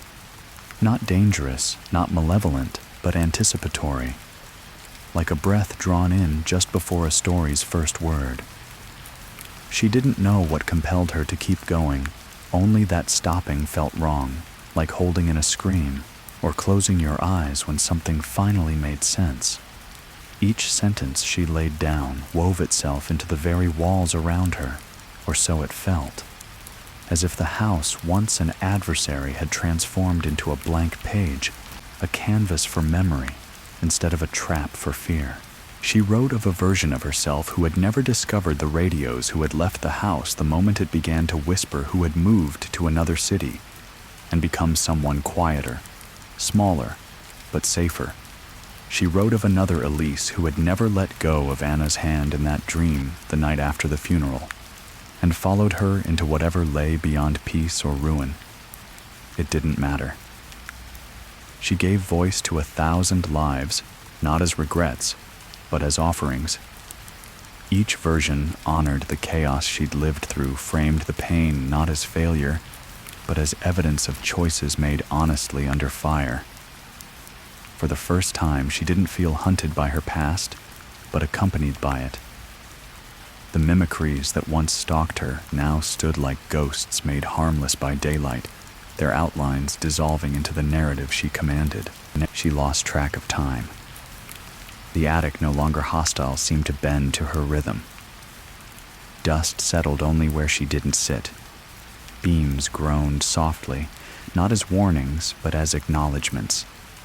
The notebook grew heavier with each page, not physically, but in presence, in the undeniable sense that it was becoming a second self, a mirrored vessel of the Elise that had survived all this. When she reached what should have been the last page, she found a new one already forming, ink seeping up from beneath the fibers as if the book itself wanted to speak. And it did. You've made yourself known. Now make yourself real. Elise froze. The message wasn't hostile, but it was intimate in a way nothing else had been closer than the voice in the radio, more direct than the mirror's copy of her. It was like the house itself was finally admitting what it was: not a monster, not a machine, but a mirror of something deeper. A map of her grief, her guilt, her hope. She closed the notebook gently and stood. Her legs were stiff from hours of stillness, and as she moved, the attic shifted too, ever so slightly, a near invisible ripple, as though it acknowledged her final act. She took the notebook downstairs and placed it in the drawer of the old writing desk where Anna used to sit and doodle dreamscapes on the back of bills.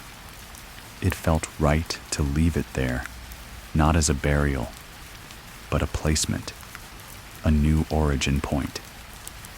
She made tea, lit a candle, and watched the light flicker across the windows.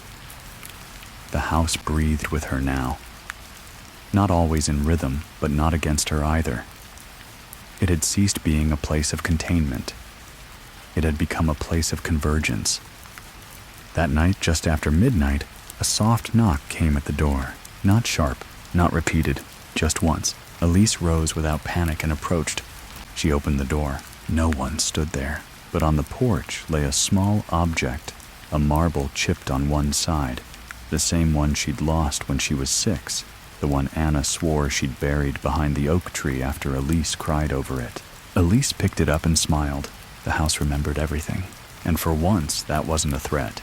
Elise rolled the marble between her fingers, feeling its tiny imperfection, like a heartbeat against her skin. The porch was cool beneath her bare feet, and for the first time in weeks the night air didn't feel like it was hiding something just out of sight.